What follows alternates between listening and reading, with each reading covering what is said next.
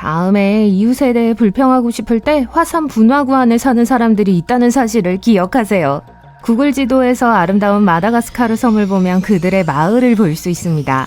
지도에 거의 완벽하게 동그란 어두운 점이 있어요. 그 양쪽으로 도로가 나 있지만 건너지 마세요. 충분히 확대하면 분화구 한가운데에 집이 있는 마을이 보여요.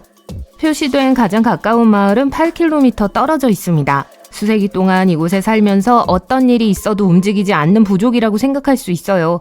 하지만 지난 몇 년간의 지도를 보면 이곳은 줄어들지 않고 오히려 성장하고 있음을 알 수 있습니다.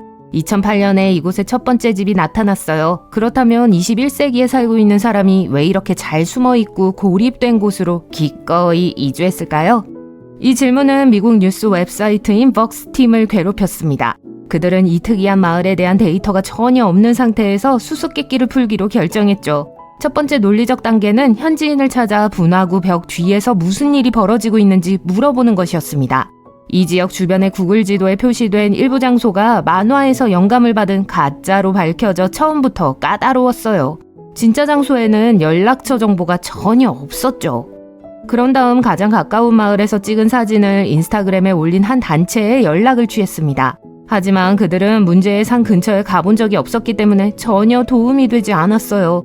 그래서 기자들은 이 지역에 연고가 있는 농업 및 생물지리학 전문가에게 연락을 취하기로 결정했습니다. 그 시점에서 간단한 구글 검색이나 몇 가지 메시지로는 도움이 되지 않을 것이 분명했어요.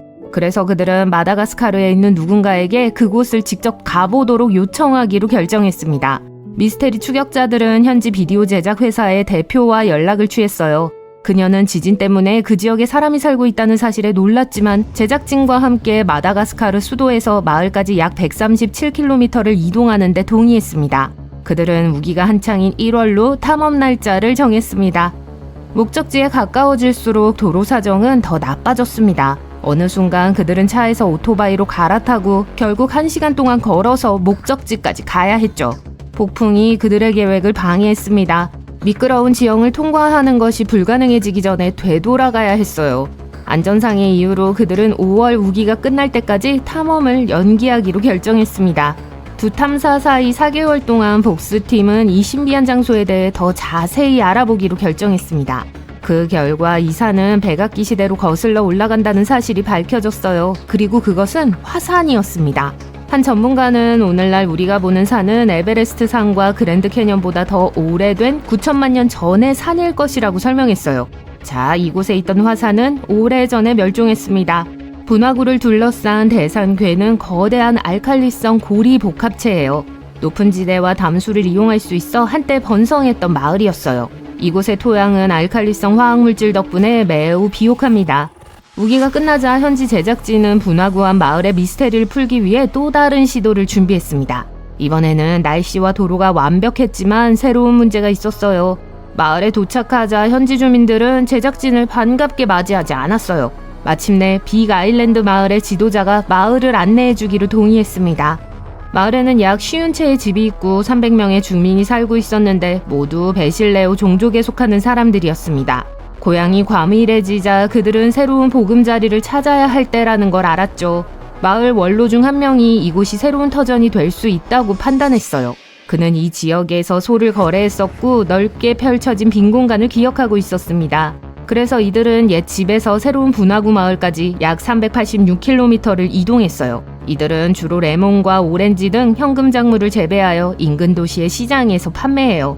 마을을 오가는 도로의 상태가 좋지 않아 물건을 운반하는데 어려움이 있죠. 이 화산산은 약 8,800만 년 전 마다가스카르가 인도에서 분리되는 과정을 목격했습니다. 그 이후로 이 섬은 다른 세계로부터 고립되어 왔고 그 외로움의 결과는 독특한 동식물로 이어졌어요. 지구상 어디에서도 볼 수 없는 40여 종의 여우 원숭이가 서식하고 있습니다. 줄리앙 왕에게 만세를! 또한 약 800여 종의 나비가 서식하고 있어요. 마다가스카르 포유류의 92%, 식물의 89%, 파충류의 95%를 이곳에서만 볼 수 있어요. 따라서 기린 바구미, 표범 카멜레온, 토마토 개구리, 귀여운 포식자 포사, 시파카나 인드리 같은 귀여운 여우 원숭이와 그 외 많은 멋진 동물들을 만나고 싶다면 이곳을 여행하셔야 합니다. 과학자들은 아름다운 다양한 육지 동물이 어떻게 마다가스카르 섬에 정착하게 되었는지에 대해 3가지 주요 이론을 가지고 있습니다. 첫째, 마다가스카르가 섬이 되기 전부터 일부 종은 마다가스카르에 서식하고 있었을 수 있다는 가설입니다.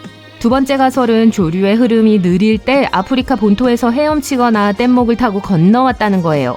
마지막으로 육교설이 있습니다. 문제는 마다가스카르에는 공룡시대부터 약 2000년 전까지의 화석 기록이 거의 없다는 거예요. 새로운 연구에서 연구원들은 현대 마다가스카르 종의 유전자를 아프리카 본토의 친척과 비교해서 각 동물의 조상이 언제 이 섬에 도착했는지 알아내려고 노력했습니다.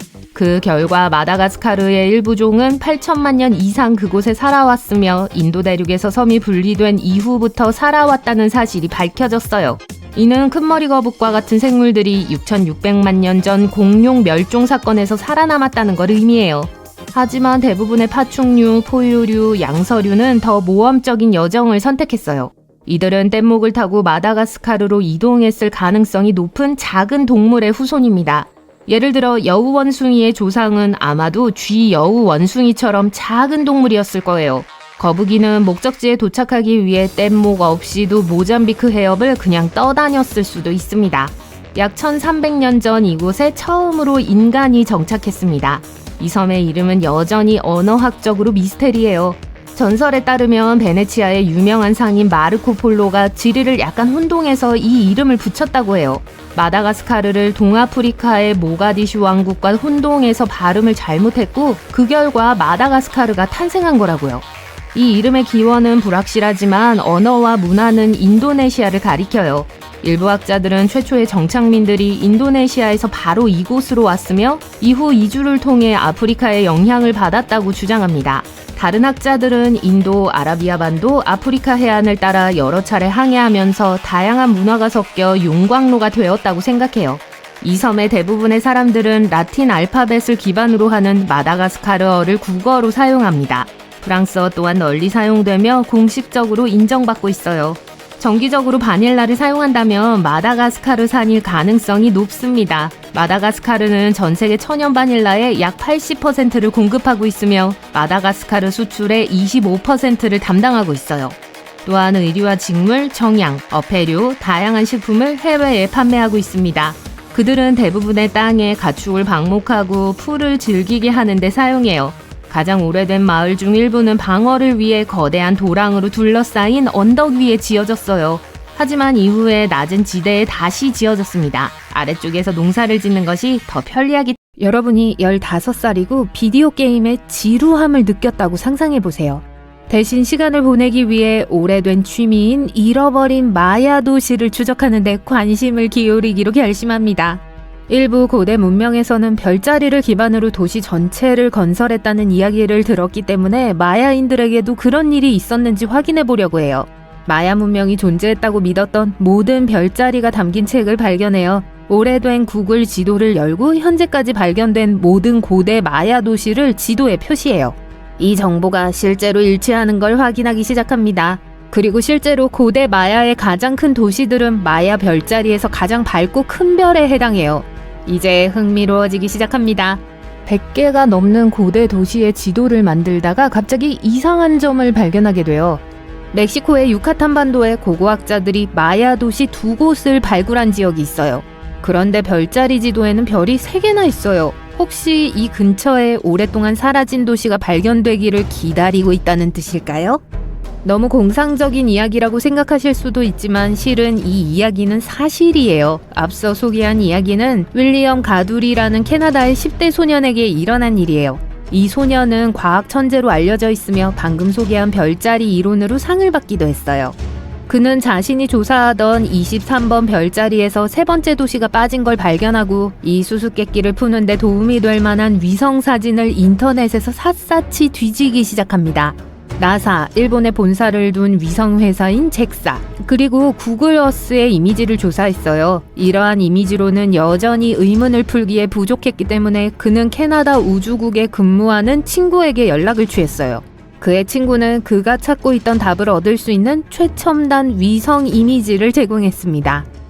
이미지에 따르면 멕시코와 벨리즈의 국경에 도시의 유적처럼 보이는 넓은 정사각형 지역이 있습니다.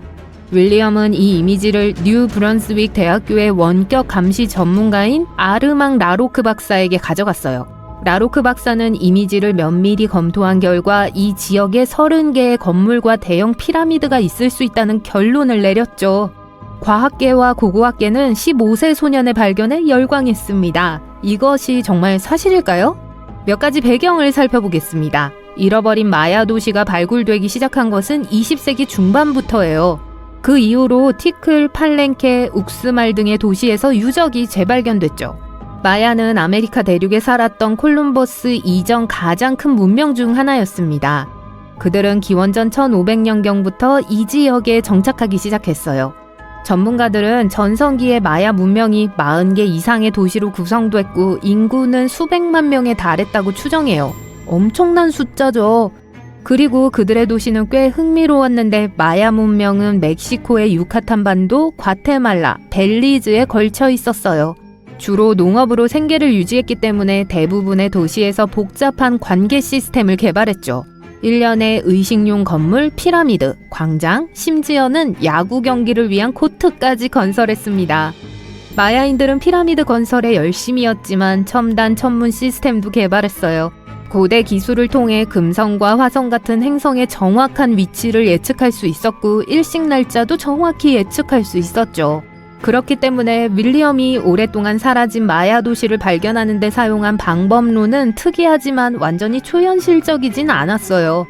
마야인들은 천문학의 조예가 깊었으니까 하늘과 관련된 주요 건축물을 건설하는 게 그리 이상할 건 없었겠죠. 그리고 그렇게 한 게 그들이 처음도 아니에요. 이집트 학계에서는 기자 피라미드가 오리온 별자리와 완벽하게 일치하도록 건설된 방법을 연구하는 유명한 학파가 있습니다. 그러니까 각 피라미드가 오리온 자리의 주요 별 중 하나와 일치하도록 의도적으로 지어졌다는 거예요. 윌리엄에 따르면 그는 마야인들이 도시를 건설한 위치를 이해할 수 없어 마야 별자리를 살펴보자는 아이디어를 처음 떠올렸다고 합니다. 치첸이차나 욱스말과 같은 대부분의 주요 도시는 강이나 큰 수역 근처에 있지 않아요. 대신 변두리 땅과 산꼭대기에 지어졌는데 그게 이 15세 소년에게 혼란을 줬죠. 윌리엄은 이 도시가 천문학과 관련이 있을지도 모른다고 생각했어요. 자신이 발견한 신도시의 이름을 불의 입이라고 지었죠. 제 별명하고 똑같네요. 그 공로를 인정받아 공로상을 받기도 했어요. 하지만 그의 이론은 고고학계 내에서 많은 논쟁을 불러일으켰고 많은 마야 전문가들이 윌리엄의 발견을 반박하기 위해 노력했어요.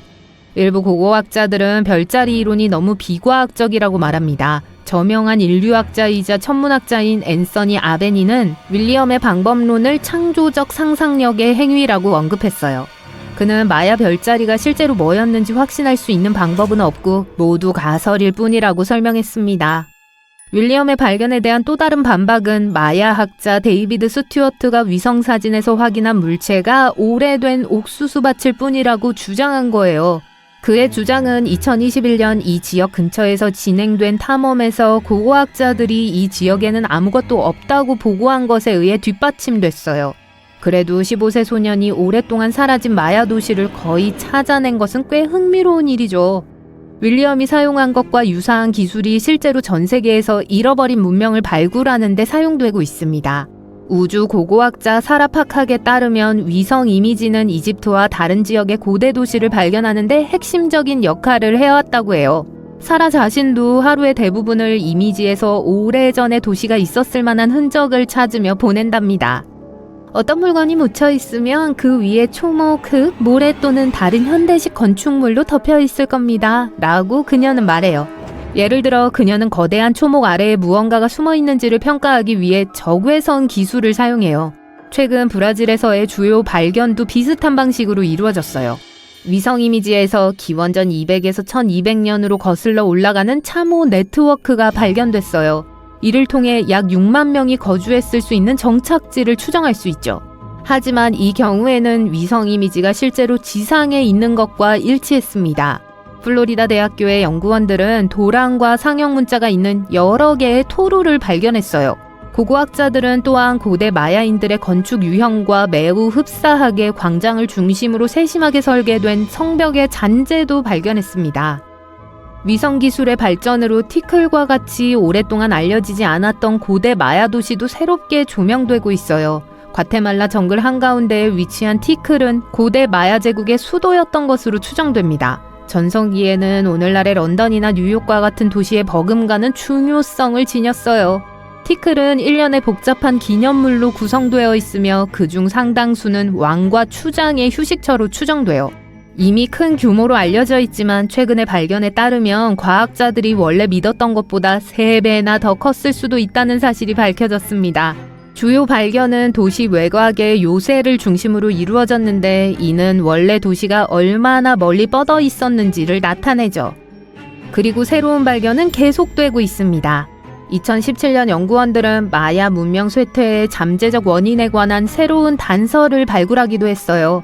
과학자들은 티클에서 남서쪽으로 약 100km 떨어진 세이발 유적지의 데이터를 사용해서 도자기와 고고학 발굴에서 나온 방사성 탄소 데이터를 분석해서 이 위대한 문명의 갑작스러운 멸망에 대한 새로운 정보를 추출했습니다.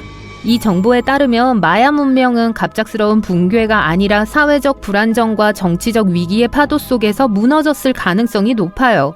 이러한 사건으로 인해 마야 도심이 악화되고 마야 인구가 분산되기 시작한 것으로 추정됩니다.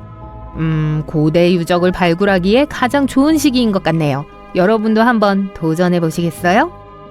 놀랍지만 버려진 야생동물 공원 안으로 들어간다고 상상해보세요. 동물우리에는 풀이 무성하게 자라고 작은 집들은 오랫동안 방치된 채 거미줄과 곰팡이가 여기저기 널려 있습니다. 어두운 건물 안으로 들어가니 앞에 초록빛이 빛납니다. 가까이 다가가 보니 거대한 물탱크였어요. 오래된 녹색물이 들어있는데 그 안에 거대한 물고기의 그림자가 보입니다. 여러분이 방금 본 것은 백상아리입니다. 상어는 포르말데이드 용액 안에 거의 완벽하게 보존되어 있습니다. 2012년 호주의 와일드라이프 원더랜드는 운영을 중단했습니다. 모든 동물들은 그곳에서 옮겨졌지만 상어는 잊혔습니다. 2018년 도시탐험가 루크 맥퍼슨이 이 버려진 곳을 방문하여 방부 처리된 상어의 동영상을 올렸어요. 동영상은 수백만 건의 조회수를 기록했고 상어는 로지라는 이름을 얻었습니다. 그 이후로 그 공원은 많은 관광객들을 끌어모았습니다. 불행히도 공공기물 파손자들도 있었어요. 그들은 수조를 망가뜨리고 그 위에 낙서를 했죠. 사람들은 이 특이한 발견을 보존할 것을 요구했고 몇 달 후 상어 탱크가 거의 파괴되었을 때 운영 중인 다른 전시센터로 옮겨졌습니다. 그곳에서 수조는 복원됐고 수조 안의 액체도 교체돼서 상어는 그 모습을 유지할 수 있었어요. 다음 버려진 장소는 훨씬 더 무섭습니다. 아마도 그래서 많은 방문객들을 끌어모으고 있는 거겠죠? 이곳은 체코에 있는 작은 마을 루코바입니다. 작은 집들과 아늑한 거리, 풍부한 자연이 어우러진 이곳은 매우 아름답습니다. 그런데 나무들 사이로 갑자기 오래된 예배당의 실루엣이 눈에 띕니다. 안으로 들어가기 전에 그곳이 완전히 버려졌다는 걸 깨닫게 됩니다. 벽에 색이 바랜 페인트가 칠해진 낡은 벽돌과 녹슨 금속 지붕이 보입니다. 좀 으스스해 보이네요. 안으로 한 발짝 들어갑니다. 만약 여행자들이 밤에 이곳을 발견한다면 안에서 이것을 보고 비명을 지르며 도망칠 거예요. 예배당에는 수호 성인들의 동상이 있습니다. 대부분은 벤치에 앉아 있고 일부는 서 있죠. 석고상이기 때문에 움직이지 않아요. 하지만 가장 무서운 사실은 각 동상이 하얀 시트로 덮여 있다는 것입니다. 1968년 예배당 지붕이 썩기 시작했습니다. 결국 무너졌고 주민들은 더 이상 이곳에 오지 않았어요. 2014년 한 예술가가 석고상을 만들어 이곳에 놓았는데 마치 건물에 유령들이 있는 것처럼 보였습니다. 이 설치물은 전 세계의 관광객들을 끌어모으고 예배당을 복원하는 데 필요한 돈을 모으는 데 도움을 줍니다. 이곳은 미국입니다. 바손 하이웨이를 따라 운전하고 있어요. 길 양쪽에 울창한 숲이 있습니다. 버스 정류장에 가서 차에서 내립니다. 소문으로만 들었던 이상한 발견을 확인하기 위해서는 숲으로 들어가야 합니다. 덤불, 진흙, 나무 사이를 헤치고 가면 여기 있어요. 처음에는 전혀 특별한 것이 없어 보입니다. 그런데 위를 쳐다보세요. 녹슨 빨간 자전거가 말 그대로 나무 안에 있어요. 자전거는 숲의 일부가 되었습니다. 바퀴와 핸들바는 튀어나와 있고 나머지 부분들은 나무 기둥 안에 있어요. 1954년 이 지역의 한 소년이 자전거를 선물로 받았습니다. 그런데 선물이 마음에 들지 않았어요. 타이어는 매우 얇고 단단했고 핸들바는 마치 세발 자전거처럼 보였거든요. 어느 날 이 소년은 친구들과 숲에서 놀고 있었고 오직 그 소년만 자전거가 있었어요. 모두들 집에 가기 시작했을 때 소년은 그저 자전거를 나무 옆에 두고 갔습니다. 나무는 계속해서 자랐고 자전거는 나무의 일부가 되었습니다. 춥고 어두운 곳을 떠나서 바로 남캘리포니아 사막의 중심부로 가볼게요. 햇볕이 매우 뜨겁고 주위에는 아무도 없습니다. 모래, 마른 덤불, 그리고 멀리 산이 보일 뿐이에요. 몇 시간이 지났어요. 목이 마릅니다. 태양이 피부를 태우는 것 같아요. 그런데 갑자기 물이 보입니다. 아니면 신기루일까요? 그렇지 않길 바라면서 가까이 다가갑니다. 야호! 이건 진짜 물이에요. 하지만 오아시스는 아닙니다. 여기 사막 한가운데에 아무 표시도 없는 수영장이 있어요. 수영장으로 뛰어드니 너무 신나요. 이곳은 소셜풀이라고 합니다. 한 예술가가 2014년 여름에 지었어요. 물론 누구나 이 수영장을 이용할 수 있지만 모든 사람이 이 수영장을 찾을 수 있는 건 아닙니다. 불행히도 오늘날에는 그 흔적만 남아 있습니다. 버려진 장소들이 소름 끼치고 이상하기만 한 것은 아니에요. 어떤 경우에는 발견한 사람을 부자로 만들어주기도 하죠. 파리에 있는 피갈레 구역으로 갑니다. 이곳은 주택가이고 버려진 장소 같지 않은데요. 이 중 한 건물로 들어갑니다. 입구 우편함에서 우편물을 확인하는 사람들을 만납니다. 계단을 올라가서 한 아파트 문 앞에 멈춥니다. 다 허물어져 가네요. 문을 열고 안으로 들어갑니다. 여기서 보는 장면은 유령의 집 영화의 으스스한 장면을 떠올리게 합니다. 모든 가구와 장식은 이 시대의 물건이 아닙니다. 아파트 전체가 골동품처럼 보여요. 두꺼운 먼지층이 구석구석을 뒤덮고 있습니다. 테이블과 바닥에는 오래된 소름 끼치는 인형과 봉제왕구들이 놓여 있습니다. 뮤직박스에서 음산한 곡까지 흘러나오면 더할 나위 없는 공포영화 속 한 장면이에요. 마치 100년 전으로 거슬러 올라간 기분입니다. 어떤 의미에서는 사실이에요. 아파트 주인은 1940년대에 이사했습니다. 모든 것을 그대로 두고 갔어요. 아파트는 70년 동안 손대지 않은 채 방치되었습니다. 2010년 아파트 주인의 재산 평가가 시작되면서 발견되었어요. 집주인은 다른 곳에 살았고 아파트에 대해 아무에게도 말하지 않았습니다. 감정가들이 아파트에 들어왔을 때 이탈리아 화가 지오반니 볼디니의 그림을 발견했습니다. 화가가 19세기에 그린 그림이었어요. 이 그림은 약 30억 원에 팔렸습니다. 이제 우리는 나미비아에 있는 또 다른 사막으로 갑니다. 이곳 바닷가에서 멀지 않은 모래 언덕 사이로 말라버린 석호와 오래된 침몰선이 모래 속에 반쯤 잠겨 있는 것을 볼 수 있습니다. 사실 침몰선의 일부라고 해야겠죠. 이 포르투갈 선박의 나이는 약 500년입니다. 원래 1533년에 리스본에서 출발했는데 나미비아 다이아몬드 광산 도시 근처에서 사라졌습니다. 잔해 사이를 걷다 보면 당시 선박의 부품들을 발견할 수 있는데 가장 흥미로운 것은 금화가 든 상자입니다. 이 귀중한 보물을 포함한 전체 선박의 가치는 약 140억 원이 넘을 것으로 추정됩니다. 이 잔해는 2008년에 지질학자들에 의해 발견되었지만 모든 것이 공개된 것은 8년 후였습니다. 이제 여러분은 뉴욕의 거리를 걷고 있어요. 쓰레기통이 있는 어둡고 인적이 드문 골목길을 지납니다. 캔버스 하나가 쓰레기통에 튀어나온 것이 보입니다. 꺼내보니 그림이네요. 이미지가 별로 선명하지는 않지만 아름다워요. 여러분은 그 예술품이 쓰레기통에 있을 수는 없다고 생각하고 집으로 가져갑니다. 그 후 4년 동안 이 그림에 대해 뭔가 알아내려고 노력합니다. 그리고 어느 날 골동품에 대한 웹사이트에서 이 그림이 10억 원의 가치가 있는 사라진 예술품이라는 걸 알게 됩니다. 2003년 뉴욕의 한 여성에게 실제로 일어났던 일입니다. 그녀는 쓰레기통에서 그 그림을 발견했을 때 그림에서 어떤 힘이 뿜어져 나오는 것을 느꼈습니다. 그리고 그림의 주인이 1989년에 그것을 도난당했다는 것을 알게 됩니다. 그녀는 그림을 돌려주었고 보상으로 약 2천만 원을 받았습니다. 트레스 페르소나 제스라고 불리는 이 그림은 1970년 멕시코 예술가 루피노 타마요가 그렸습니다. 한 수집가가 아내를 위한 선물로 이 예술 작품을 샀습니다. 하지만 몇 년 후 이 그림은 부부가 새 집으로 이사하는 동안 도난당했습니다. 이제 가장 웅장하고 규모가 컸던 발견으로 우리의 여행을 마무리할게요.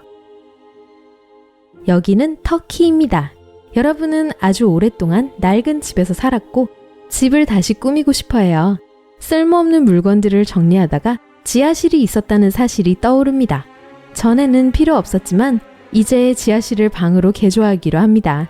벽을 하나 허물었더니 지하로 통하는 터널이 있어요. 흥분한 여러분은 안으로 들어가고 터널이 단지 비밀의 방으로 이어지는 것이 아니라는 걸 알게 됩니다. 거대한 지하 도시로 이어지는 거였어요. 1963년 터키의 한 남자가 지하 18층까지 내려가는 고대 도시를 발견했습니다. 약 2만 명의 주민, 가축, 그리고 식량을 수용할 수 있는 도시였어요. 단순한 미로 터널이 아니에요. 거기에는 예배당, 학교, 마구간, 부엌, 그리고 다른 문명의 흔적들이 있습니다. 이 도시는 약 1000년 전 비잔틴 시대에 세워졌습니다. 아마도 자연재해와 전쟁의 피난처로 지어졌을 거예요. 하지만 가장 멋진 사실은 이것이 유일한 지하도시가 아니라는 점입니다. 수 킬로미터에 걸쳐 뻗어있는 다른 터널과 연결되어 있어요.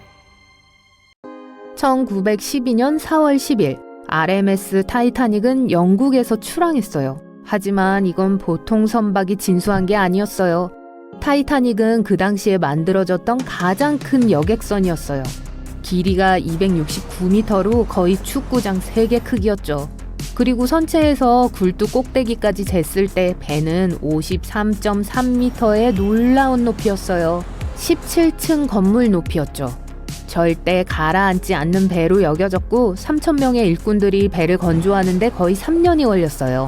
하지만 첫 항해를 시작한 지 불과 4일 만인 오후 11시 40분에 배는 빙산과 충돌해 대서양 물결 아래로 사라졌어요. 여객선이 침몰하는데 2시간 40분밖에 걸리지 않았어요. 그리고 탑승한 2,200명 이상의 승객과 승무원 중 706명만이 살아남았죠. 난파선은 차가운 대서양 물속에서 많은 비밀을 숨긴 채 다음 73년 동안 행방불명 상태로 남겨졌어요. 그리고 평생을 바다 탐험에 헌신했던 사람의 공이 아니었다면 그 거대한 배는 훨씬 더 오랫동안 실종된 채로 남아있었을지도 몰라요. 그 사람은 바로 로버트 발라드였어요. 어렸을 때 발라드는 바다에 심취해 있었어요. 이 매력은 그가 겨우 12살이었을 때 시작됐어요. 그때가 줄 베른의 공상과학 소설 해저 이말리를 각색한 영화를 보았을 때였죠. 영화는 젊은이의 상상력을 불러일으킬 수 있는 모든 걸 갖고 있었어요. 모험과 이상한 생물로부터 노틸러스라고 불리는 강력한 수중 이동체까지 말이죠. 이것은 여러분이 가고 싶은 세계에 어디든 갈 수 있어요. 그 순간부터 발라드는 미래엔 더 이상 마른 땅 위에서의 삶은 존재하지 않았죠. 23살이 되었을 때 그는 심해 잠수대 그룹에 배정되었어요. 거기서 그는 해저를 탐색하는 기술을 개발하는 걸 도왔어요. 그의 가장 큰 업적은 엘빈을 만든 거예요. 이것은 세 사람을 태울 수 있는 작고 조종하기 쉬운 잠수함이었어요. 또 선원들이 안전하고 방수인 내부에 머무르며 수중 샘플을 수집할 수 있게 설계된 외부 기계식 팔도 있었죠. 엘빈 잠수함은 다양한 임무에 유용하단 걸 증명했어요. 예를 들어 한 번은 바다에 추락한 항공기를 추적하는 데 사용됐어요. 하지만 이 배는 1년의 좌절을 겪었어요. 한 번은 황새치에게 공격당해 잠수함이 다시 빠르게 떠올라야 했죠.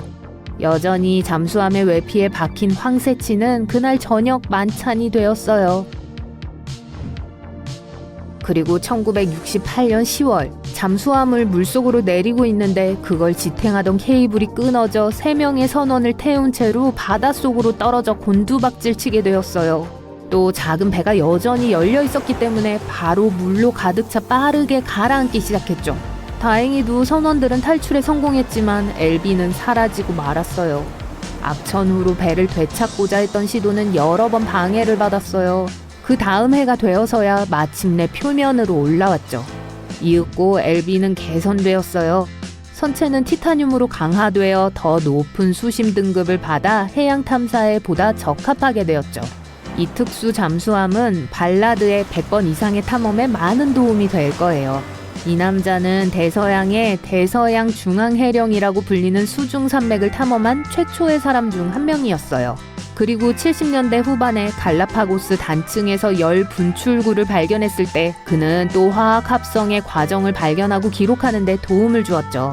이것은 박테리아에 의한 음식 에너지의 복잡한 화학적 합성이에요.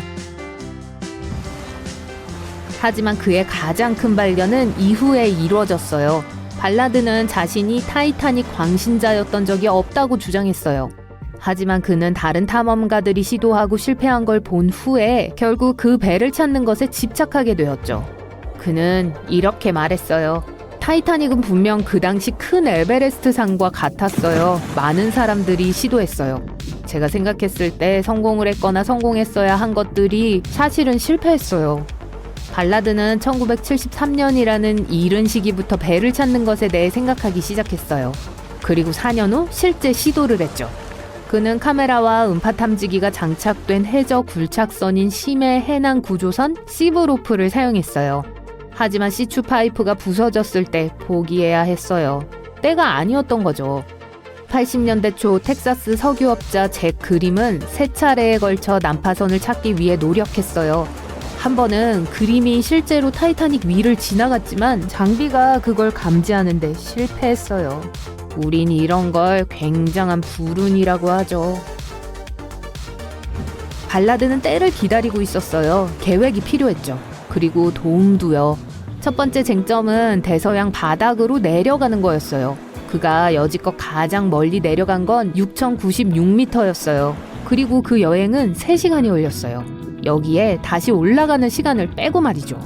발라드는 바다의 압력을 견디기 위해 이미 티타늄 선체로 강화된 엘비노를 사용할 수 있다는 걸 알고 있었어요. 하지만 실제로 자기 자신이 내려가지 않아도 되는 뭔가가 필요했어요. 조종사가 없는 원격 조종 잠수함이 이상적이었죠. 하지만 우선 그걸 하나 만들어야 했어요. 그는 프로젝트에 자금을 제공해 주기를 바라면서 당국과 접촉했어요. 그리고 관계자들은 타이타닉에 관심이 없었지만 기꺼이 도와주기로 했어요. 하지만 문제가 있었어요. 발라드는 먼저 1960년대 대서양 바닥에 가라앉은 2대의 잠수함인 트레셔와 스콜피오노를 추적하는 데 집중해야 했어요. 당국은 애초에 왜 침몰했는지 알아내는 연구를 하고 싶어 했죠. 또 그걸 회수할 수 있는지 또는 회저에 놔두는 게 안전한지도요. 이 임무를 성공적으로 완수하고 나서야 비로소 타이타닉을 찾는데 남은 계약 기간을 자유롭게 쓸 수 있었어요. 자금 조달에 대한 다른 선택권이 없었기 때문에 발라드는 이 제안을 받아들였어요. 일을 시작했어요. 우선 그는 2개의 새 장치를 만들었어요. 아르고는 조종사가 없는 심해 견인 비디오 카메라 썰매였어요. 이것은 그 위에 장착된 일련의 카메라로 사진을 찍고 영상을 녹화하도록 설계되었어요. 6,100m 깊이에서 작동할 수 있었고 해저의 거진 98%를 탐사할 수 있었어요. 아르고는 원래 배에 묶여 있어야 했어요. 배가 움직이면 아르고가 뒤에서 끌려 해저 바로 위에 떠 있게 되는 거죠. 그러면 카메라가 이미지를 표면으로 전송하게 되어 있었죠.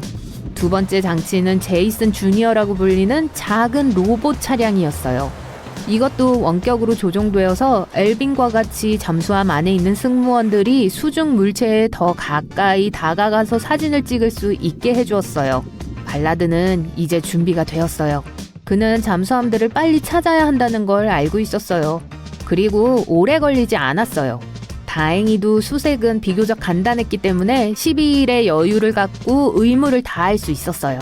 타이타닉을 찾는데 주력할 수 있는 거의 2주일이라는 시간과 함께 그는 바다 탐험을 시작했어요.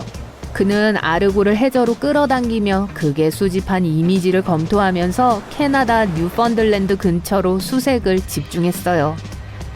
그리고 아무 수확이 없던 며칠 후에 마침내 리벳으로 고정된 선체 판과 보일러를 발견했어요. 이걸까요? 다음날 배에 거대한 뱀머리가 드러났어요. 1985년 9월 1일 발라드와 그의 동료 선원들은 마침내 악명 높은 배를 발견했다는 걸 알게 되었어요. 그 발견으로 만감이 교차했죠. 발라드는 타이타닉의 마지막 안식처를 처음 발견한 것에 흥분했어요. 하지만 또 배가 침몰했을 때 고통받았을 사람들에 대한 슬픔에 압도되었죠. 다음 4일 동안 선원들은 난파선을 탐사했어요. 빙산이 처음 발견되었을 망대를 찾았어요.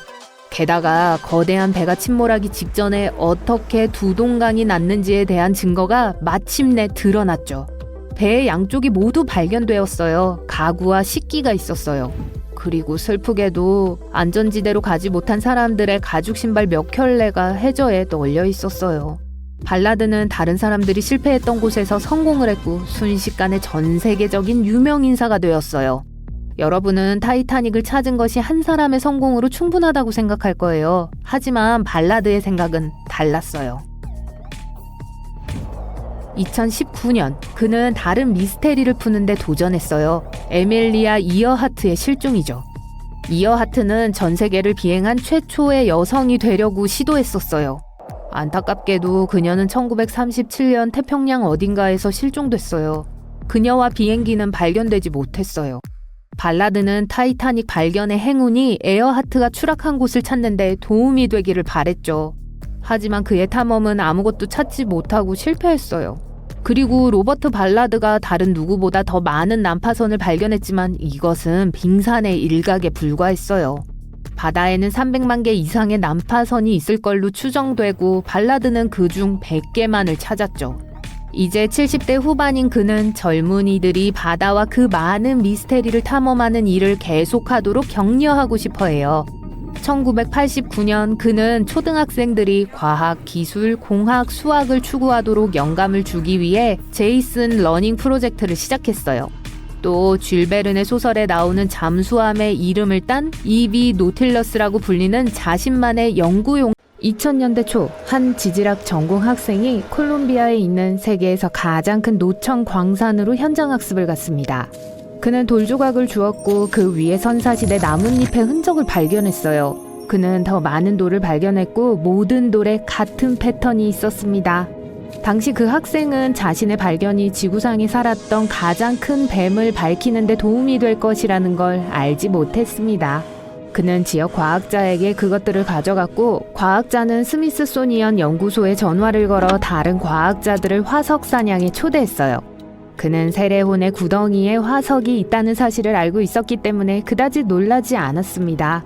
1990년에 다른 지질학자가 그곳에서 화석을 발견했고 그의 사무실로 가져온 적이 있었어요. 그는 그것이 무엇인지 확신하지 못했고 그것을 석탄화된 나뭇가지라고 불렀습니다. 몇 년 후 한 고생물학자가 이 나뭇가지의 사진을 보게 됐어요. 그는 그것이 나뭇가지가 아니라 동물의 화석화된 턱뼈라는 것을 알았어요. 그 과학자는 발견에 너무 흥분해서 콜롬비아까지 직접 날아갔어요. 그는 그 화석을 조사하고 싶었지만 아무도 유리 진열장의 열쇠를 가지고 있지 않았습니다. 과학자들은 기다릴 수 없어서 유리를 깨고 그것이 수백만 년 전에 살았던 동물의 화석이라는 것을 확인했어요. 지질학 학생의 발견 이후 그들은 그 지역에 더 많은 화석이 있다는 걸 정확히 알았습니다. 과학자들이 그것이 거대한 뱀의 일부라는 걸 알아내는 데는 2년이 걸렸는데 그 크기 때문에 이전에는 악어라고 생각했었어요. 약 30마리 거대한 뱀의 척추와 갈비뼈를 관찰함으로써 그 사실을 확인할 수 있었죠. 화석이 노천광산에 있었다면 쉽게 파괴될 것이라고 생각할지도 모릅니다. 하지만 사실 석탄이 화석을 보호하는 층의 역할을 했어요. 안타깝게도 과학자들은 티타노보아의 두개골을 찾을 수 없었습니다. 근육 덕분에 매우 강력한 턱과는 달리 뱀의 뼈는 매우 약해요. 그래서 보통 퇴적물이 그 위에 쌓이기도 전에 부서져 버립니다. 하지만 연구원들은 3개의 두개골 파편을 발견하는 데 성공했어요.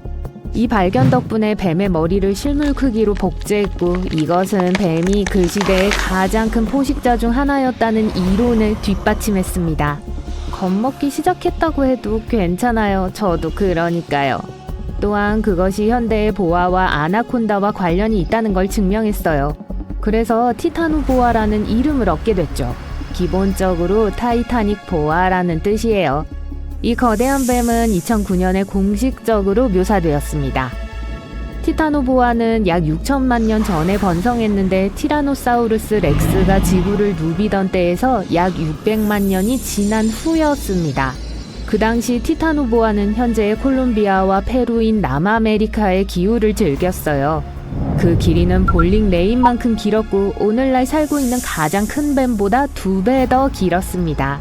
4개의 거대한 아나콘다만큼 무거웠어요. 운 좋은 우연 덕분에 이렇게 길고 무거워졌죠. 뱀은 냉혈동물이기 때문에 살고 자라기 위해 따뜻한 기후가 필요합니다. 콜롬비아 북동부는 완벽했어요. 티타노 보아가 살던 시절의 기온은 32도였습니다. 티타노 보아는 그렇게 빠르지 않았습니다. 특히 육지에서는요. 하지만 물속이나 근처에서 많은 시간을 보냈을 가능성이 높아요. 우리의 주인공은 시간당 19km의 속도로 수영할 수 있었어요. 오늘날의 뱀처럼 꿈틀거리며 아주 빠르게 방향을 바꿀 수 있었죠. 과학자들은 티타노 보아가 나무에 오를 수 있을지 확신하지 못합니다. 고생물학자들은 티타노 보아가 갈색이나 회색 피부를 가졌다고 믿고 있어요. 열대우림의 진흙투성이 강물에 숨기에 완벽한 색깔이었죠. 하지만 그 크기를 감안할 때 뭐가 두려워서 숨어야 했는지 이해가 되지 않네요. 역사상 가장 큰 이 뱀은 독이 없었지만 원하는 동물은 무엇이든 사냥할 수 있었습니다. 비록 거의 모든 것을 선택할 수 있지만 가장 좋아하는 먹이는 생선일 가능성이 높아요. 과학자들은 뱀의 입천장과 이빨의 수와 종류를 기반으로 그 사실을 알아냈어요. 오늘날 이 거대한 뱀의 식단을 재현할 수는 없어요. 왜냐하면 그 물고기들도 멸종되었기 때문이죠. 새로운 게 먹고 싶을 때 티타노 보아는 다른 파충류들을 먹었습니다. 먹이에게 몰래 다가가서 한 번에 빠른 타격으로 상대를 쓰러뜨렸어요. 주둥이 부분은 매우 특별한 디자인을 가지고 있었어요. 턱의 구조는 먹이의 몸을 움켜쥐게 했기 때문에 탈출할 수 없었습니다. 티타노 보아는 또한 얇고 뾰족한 이빨을 가지고 있었어요. 낚싯바늘처럼 뱀의 턱에서 안쪽으로 굽어 있었어요. 이 작은 특징은 티타노 보아가 먹이를 붙잡고 도망치거나 헤엄쳐 달아날 가능성을 막는 데 도움을 주었습니다. 큰 거북이나 악어도 쉽게 삼킬 수 있었을 거예요. 이 모든 게 무시무시하게 들리지만 티타노 보아는 오래전에 멸종했기 때문에 걱정할 필요가 없겠죠. 엄밀히 말하면 지구의 온도가 올라가면서 뱀도 덩치가 커질 가능성이 있어요. 무엇보다도 따뜻한 것을 좋아하기 때문에 편안함을 느낄 거예요. 물론 완전히 다른 뱀이겠지만 티타노 보아와 비슷한 것을 보게 되는 것은 불가능하지 않습니다. 하지만 다른 행성으로 이사가는 것을 고려하기 전에 거대한 뱀은 거대한 먹이가 필요하다는 걸 기억하세요. 그런 큰 뱀은 큰 먹이를 둘둘 감싸서 삼키는 것을 선호합니다. 대부분의 사람은 너무 작을 거예요. 그래서 굶어 죽을 지경이 아닌 이상 너무 작은 먹이를 공격하는데 에너지를 낭비하진 않을 거예요. 게다가 다른 뱀들처럼 티타노 보아는 날카롭고 섬세한 후각을 가지고 있었고 특별한 조건이 필요했고 진동에 민감했습니다. 너무 냄새나고 너무 시끄럽고 너무 춥고 너무 건조하고 너무 젖어 있다면 절대적으로 필요한 경우가 아닌 한 이런 장소 근처에는 가지 않을 거예요. 그래서 여러분이 대도시에 산다면 티타노 보아와 같은 거대한 뱀을 만날 확률은 거의 0%입니다. 시골 지역은 다르지만 이 거대한 뱀이 살만한 유일한 장소는 적도 근처일 거예요. 이미 전 세계의 가장 따뜻한 지역에는 상당히 거대한 뱀들이 살고 있어요.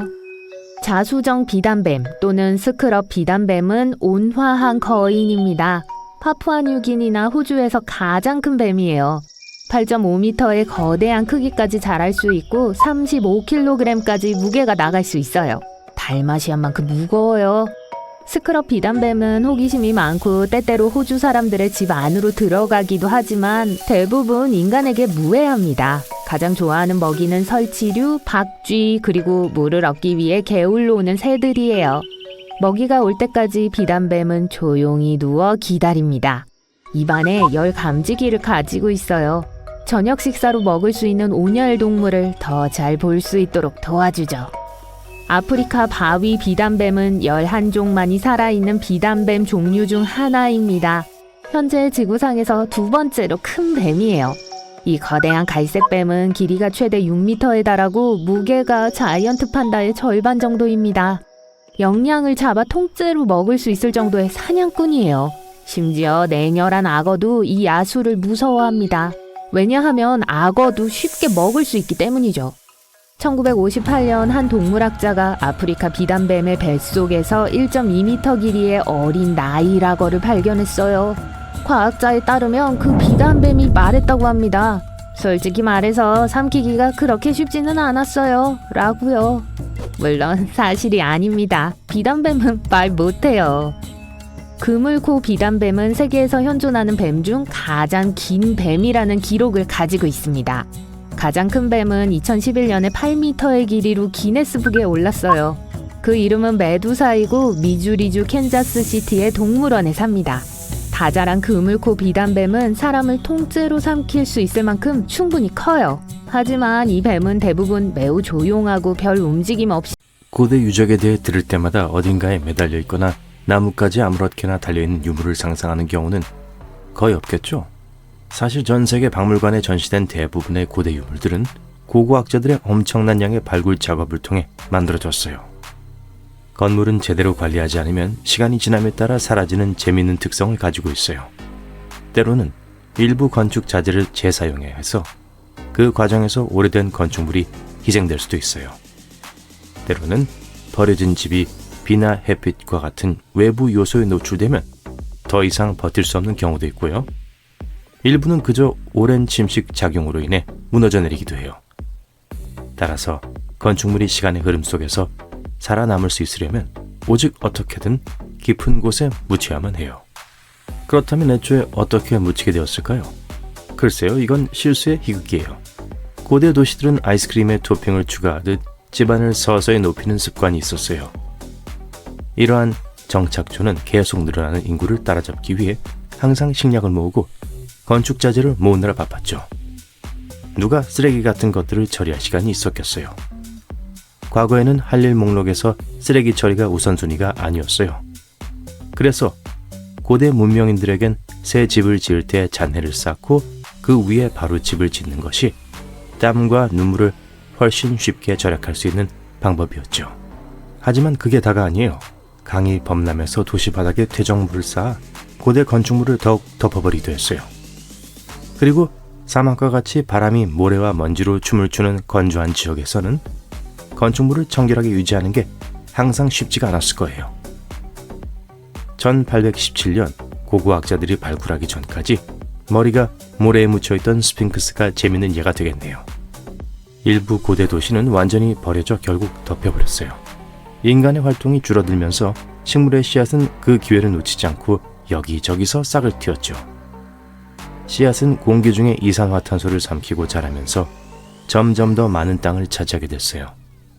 그 건방진 뿌리는 심지어 썩은 식물 물질로 만든 토양을 안정화하기로 결정하고 흙에 좋은 성분을 층층이 쌓아올렸어요. 마치 대자연이 식물을 충실한 조력자로 삼아 시작한 최고의 DIY 프로젝트 같죠. 고대 문명의 비밀을 파헤치는 작업은 단순히 잃어버린 세계를 발굴하는 것뿐만 아니라 역사의 층 아래 숨은 보물을 드러내는 장대한 탐험이기도 해요. 하지만 고고학자들은 애초에 어디를 발굴해야 할지 어떻게 알 수 있을까요? 모든 것이 퇴적물, 파편, 식물 뿌리 등으로 겹겹이 덮여 있다면 새로운 프로젝트를 시작하기 전에 어떤 시스템에 의존해야겠죠? 우선 항상 특정 위치에서 고고학 발굴을 제한하는 것은 아니에요. 여러분이 건설업자인데 도시에 새롭고 멋진 아파트 단지를 짓고 싶다고 가정해 볼게요. 하지만 일부 지역 법률에는 프로젝트를 시작하기 전에 특정 요구사항이 있어요. 예를 들어 토지의 건축을 시작하기 전에 전문가를 불러 토양을 검사해야 할 수도 있어요. 고고학자, 지질학자 또는 고생물학자가 될 수도 있을 텐데 개발 과정에서 계속 주시해야 돼요. 유물이라든가 유기 잔재물을 뜻하는 에코팩트가 발견되면 전문가들이 급히 투입돼서 발굴하고 연구해요. 하지만 불도저나 안전모와는 전혀 관련이 없는 유적지는 어떨까요? 고고학자들은 고대 핫스팟을 찾기 위해 여러 가지 비법을 가지고 있어요. 그들은 탐정 활동을 통해 역사적 기록을 깊이 파고들어요. 오래된 문서와 지도를 훑어보며 특정 지역에서의 인간 활동에 대한 퍼즐을 맞출 수 있죠. 이전에 방문한 적이 있는 유적지라면 더욱 좋아요. 과거 발굴 기록이나 역사적 기록을 찾으면 고고학자들이 보물찾기를 계속할 수 있는 많은 정보를 얻을 수 있어요. 고고학자들은 삽을 휘두르기 전에 시각적 스캔 작업을 먼저 수행해요. 그리드 시스템으로 무장한 고고학자들은 유적지를 돌아다니며 지층 바로 아래에 숨어 있을지도 모르는 유물을 찾기 위해 두 눈을 부릅뜨고 살펴봐요. 예리한 눈을 가진 이 탐험가들은 석기부터 역사적인 유리, 심지어 고대 쓰레기 처리장까지, 그것도 귀중한 유물이죠. 인간 활동의 흔적을 다른 사람들보다 더 빨리 발견할 수 있어요. 쓰레기 덤프의 멋진 용어인 중토를 우연히 발견하면 한때 이곳에 사람이 살았다는 것을 확실히 알 수 있어요. 하지만 고고학자들은 믿을 수 있는 삽에만 의존하진 않아요. 숨은 경이로움을 찾는 데 도움이 되는 다양한 도구를 가지고 있죠. 지구 물리학 도구는 고고학자들의 비밀 병기와도 같아요. 예를 들어 저항률 측정기를 생각해 보세요. 이 영리한 장비는 토양의 전기적 구성 요소와 묻혀있는 지형이나 유물을 측정해요. 가령 벽이 묻혀있으면 주변 토양과 다른 저항값을 나타내요. 자력계와 지표 투과 레이더도 비슷한 방식으로 작동해서 토양에 묻힌 고대 보물에 대한 잠재적인 힌트를 보여줘요. 그리고 우리의 믿음직한 오랜 친구인 GPS를 누가 잊을 수 있을까요? 마치 첨단 보물 지도처럼 정확한 위치를 파악해서 고고학자들을 황금 항아리로 바로 인도합니다. 세계에서 가장 중요한 고고학 유적지를 가상으로 방문하고 싶으신가요? 그럼 저를 따라오세요. 예를 들어 영국에는 스톤헨지라는 흥미로운 장소가 있어요. 여기저기 흩어져 있는 수많은 헨지 중 하나이지만 스톤헨지가 정말 최고예요. 거대한 고대 돌들이 펑키한 바깥쪽 고리와 안쪽 말굽 모양으로 배열된 채로 우뚝 서 있고, 작은 돌들이 몇 개 던져져 있는 모습을 상상해 보세요. 그리고 그거 아세요? 이 놀라운 돌들은 5,000년 넘게 존재해 왔어요. 바위처럼 견고한 장수의 진면목을 보여주는 사례라고 할 수 있죠. 여기서부터 흥미로운 이야기가 시작됩니다. 전설적인 마법사 멀린이 마술 지팡이를 휘두르자 아일랜드에서 이 거대한 돌들이 순간 이동했다고 해요. 어떤 거인이 이 돌들을 그곳에 모았다고 하는데 멀린은 새로운 장소에 두는 것이 훨씬 더 잘 어울린다고 생각했어요. 다른 사람들은 이 돌들을 고대 로마의 영적 건축물이 폐허가 된 유적이라고 생각해요. 이 놀라운 구조물은 청동기 시대 조상들이 만든 거예요. 간단한 도구와 제한된 기술로 이 기념비적인 걸작을 만들어냈죠. 인상적이지 않나요? 안타깝게도 이 지역에 대해 아직 모르는 것이 너무 많아요. 스톤헨지의 초기 목적은 오늘날까지도 미스테리로 남아있어요. 물론 많은 이론이 있지만 과학자들은 아직 이 주제에 대해 합의하지 못했어요. 하지만 여름과 겨울 동지 동안 일출을 보기 위해 완벽하게 정렬되어 있다는 건 알고 있죠. 고대 도시 폼페이도 마찬가지로 놀라운 고고학적 유적지예요. 상상해보세요. 말썽꾸러기로 악명 높은 베수비오 산이 화산 폭발을 일으켜 이 고대 로마 도시를 완전히 덮어버렸어요. 이 화산은 현재 이탈리아 나폴리 외곽에 위치한 타임캡슐로 변했어요. 1748년 한 무리의 모험심 가득한 탐험가들이 폼페이를 우연히 발견한 해로 거슬러 올라가 보세요. 탐험가들은 잘 보존된 보물창고를 발견했어요. 거리, 집, 음식, 그땐 조금 오래됐을 수도 있지만요.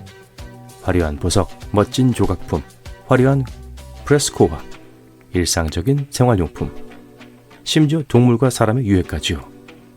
마치 서사시적인 고고학 파티 같았어요. 폼페이는 겉으로 보기에 모든 것을 다 갖추고 있었어요.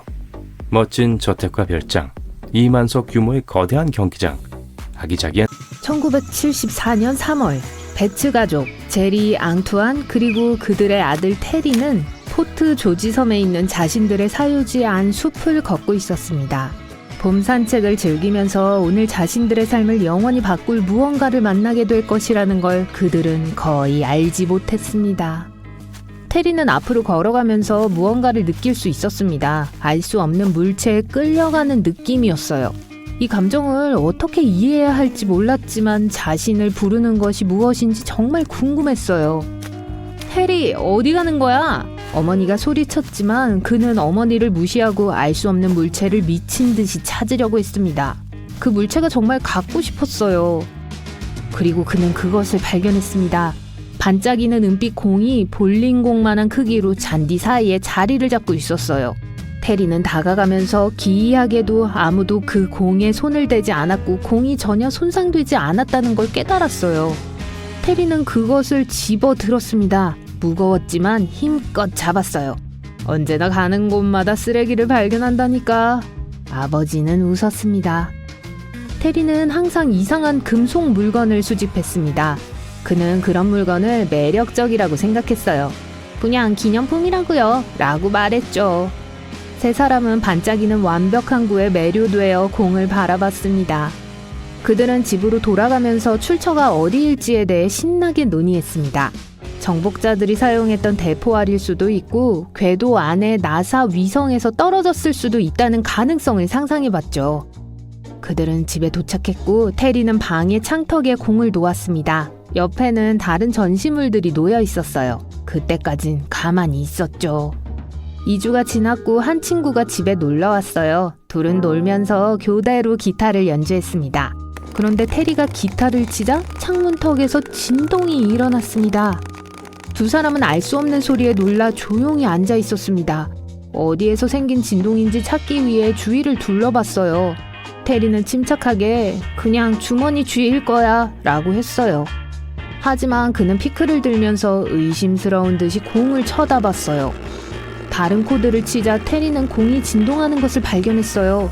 그리고 이번에는 콧노래를 부르는 것 같았어요. 테리는 기타를 내려놓고 공 쪽으로 다가갔어요. 공 쪽으로 손을 뻗자 소리가 서서히 사라졌습니다. 테리는 깜짝 놀라 잠자코 서 있다가 아빠에게 소리를 쳤어요. 테리는 아버지에게 이상한 현상에 대해 설명했어요. 앙투아는 공을 자세히 보고 공을 자신의 귀까지 들어 올렸습니다. 공을 힘차게 흔들자 공 안에 무언가가 움직이는 걸 느낄 수 있었어요. 충격을 받은 그는 공을 테이블 위에 내려놨습니다. 내려놓자 공은 굴러가기 시작했어요. 테이블 안에 한쪽 가장자리 쪽으로 이동한 다음 빙글빙글 돌아갔죠. 직사각형의 모서리로 이동하여 끝없이 무언가를 찾는 것 같았어요. 아마도 출구일 겁니다. 마침내 공은 가운데로 굴러가더니 다시 움직이지 않았어요. 그들은 어리둥절해하며 공을 바라봤어요. 앙투아는 바닥에 공을 놓았습니다. 바닥에 닿자마자 공은 문을 향해 빠르게 굴러갔어요. 이번에는 그 공이 탈출을 하고 싶어 한다는 것이 분명했어요. 이 물건은 잃어버리기에는 너무 값진 물건이었기 때문에 테리는 재빨리 공을 뒤쫓았어요. 그리고 공이 집을 나가기 전에 잡을 수 있었습니다. 그는 공을 안전한 박스 안에 두었어요. 공은 또 다른 탈출 시도를 할 수 없었습니다. 그 다음날 테리는 실험을 스스로 설계해보기로 했어요. 그는 햇빛 아래 있을 때 공이 더 활동적으로 보인다는 걸 깨달았어요. 테리는 그 공이 태양 방사선에 반응한다고 생각했습니다. 망치로 치며 마치 타격을 느끼는 것처럼 크게 울리기도 했어요. 배츠 가족의 집에서도 이상한 일이 일어났습니다. 밤이면 갑자기 문이 쾅 닫히고 오르간이 없는데도 집안 곳곳에서 이상한 오르간 음악이 흘러나오곤 했죠. 가족들은 구에 대해 토론하기 위해 모여 앉았습니다. 그들은 그 공이 진짜 외계인이라고 느꼈어요. 전문적인 의견이 필요했습니다. 정부기관에서도 공을 검사하러 왔어요. 그 물체가 예측할 수 없는 방향으로 움직이자 그들은 어리둥절해했습니다. 하지만 그 공이 무엇인지 알아보거나 설명을 해줄 수가 없었죠. 그들이 확인할 수 있는 건 그 공이 다른 행성에서 온 것이 아니라는 것뿐이었어요. 배츠 가족은 동의하지 않았고 다른 의견을 구했습니다. 그들은 그 공을 천문학자이자 외계인 전문가인 제이 알렌 하이넥 박사에게 보냈죠. 그는 6시간 동안 그 공을 검사했습니다. 오랜 시간 끝에 하이넨 박사는 이 이상한 공이 전파를 방출하고 자기장을 가지고 있다는 걸 발견했어요. 이 새로운 정보로 배츠 부부는 기자와 인터뷰를 했습니다. 이 신비한 공은 빠르게 유명해졌어요. 이 이야기는 미국 전역 신문에 퍼졌고 국제적으로도 보도되었습니다. 모든 사람들이 이 신비한 구체에 대해 더 알고 싶어 했어요. 방송 프로그램 제작진은 곧 배츠의 집을 방문했고 이 외계 물체를 직접 경험해보고 싶어 했어요. 공은 땅 위에 놓였습니다. 공은 평소처럼 움직였고 손님들은 자신이 보고 있는 것에 말문이 막힌 채 그곳에 서 있었습니다. 기자들은 공의 크기를 보여주기 위해 가족의 푸드를 공 옆에 놓아달라고 했어요. 그런데 걔가 공 옆에 앉자 걔는 낑낑거리더니 발로 귀를 막았습니다. 공 주위에서 한 번도 하지 않았던 행동이었죠. 배츠 가족은 이 공이 진정으로 가치가 있다고 생각해서 런던 로이즈에 보험을 들었습니다. 그리고 만약 공을 집에 혼자 둔다면 누군가를 불러 공을 보게 했어요. 아무도 훔치거나 도망가지 못하도록요. 하지만 이 신비로운 배츠 공은 실제로 무엇이었을까요? 당국의 대변인은 언론에 그 공이 고급 스테인리스 강철로 만들어졌다고 밝혔어요. 그 구체가 혼자서 만들어진 건 아니었지만 여전히 지구 어딘가에서 만들어졌을 가능성이 높았습니다. 만약 우주에서 온 것이라면 다양한 요소들로 만들어졌을 거라고 생각됐어요. 조사 후 그 공의 껍데기는 2.5cm 두께고 안쪽은 비어있다는 것이 밝혀졌어요. 무게가 10kg이었는데 그 양의 스테인레스 스틸에 해당하는 정확한 무게였죠. 어떤 솔기도 없었고 껍데기의 일부가 긁혀 있었고 3mm 깊이의 작은 삼각형 표시가 있었습니다. 그리고 그것이 그냥 강철 공이라고 확신했어요. 하지만 그들은 엑스레이로 더 많은 것을 확인하고 싶어 했어요. 그리고 안에서 작은 구슬의 잔해를 발견했습니다. 공이 제작될 때 이 구슬들이 물체 안에 들어갔던 걸 거예요. 공 안에서 움직이는 느낌이 있었던 이유가 명확해졌죠. 또한 이 이상한 움직임의 미스테리도 풀렸습니다. 공은 완벽하게 균형이 잡혀 있었기 때문에 미묘하게라도 울퉁불퉁한 표면에 놓이면 굴렀던 거였어요. 배츠의 집은 바닥이 울퉁불퉁했습니다. 그래서 그 집에서 움직이는 걸 목격할 수 있었던 거예요. 당국은 또한 자신들의 조사를 증명하기 위해 공을 잘라내고 싶어 했어요. 하지만 배츠 부부는 단호히 공을 훼손하지 않겠다고 했어요. 추가로 이 공은 벨 앤 고셋이라는 회사에서 밸브를 검사하는 공으로 만들어진 것이었단 사실도 확인되었습니다. 공의 크기, 무게, 금속 성분은 그들이 만든 것과 완벽하게 일치했어요. 공이 발견되기 3년 전 어떻게 이 공이 배츠 가족의 사유지까지 닿았는지도 확인이 됐어요.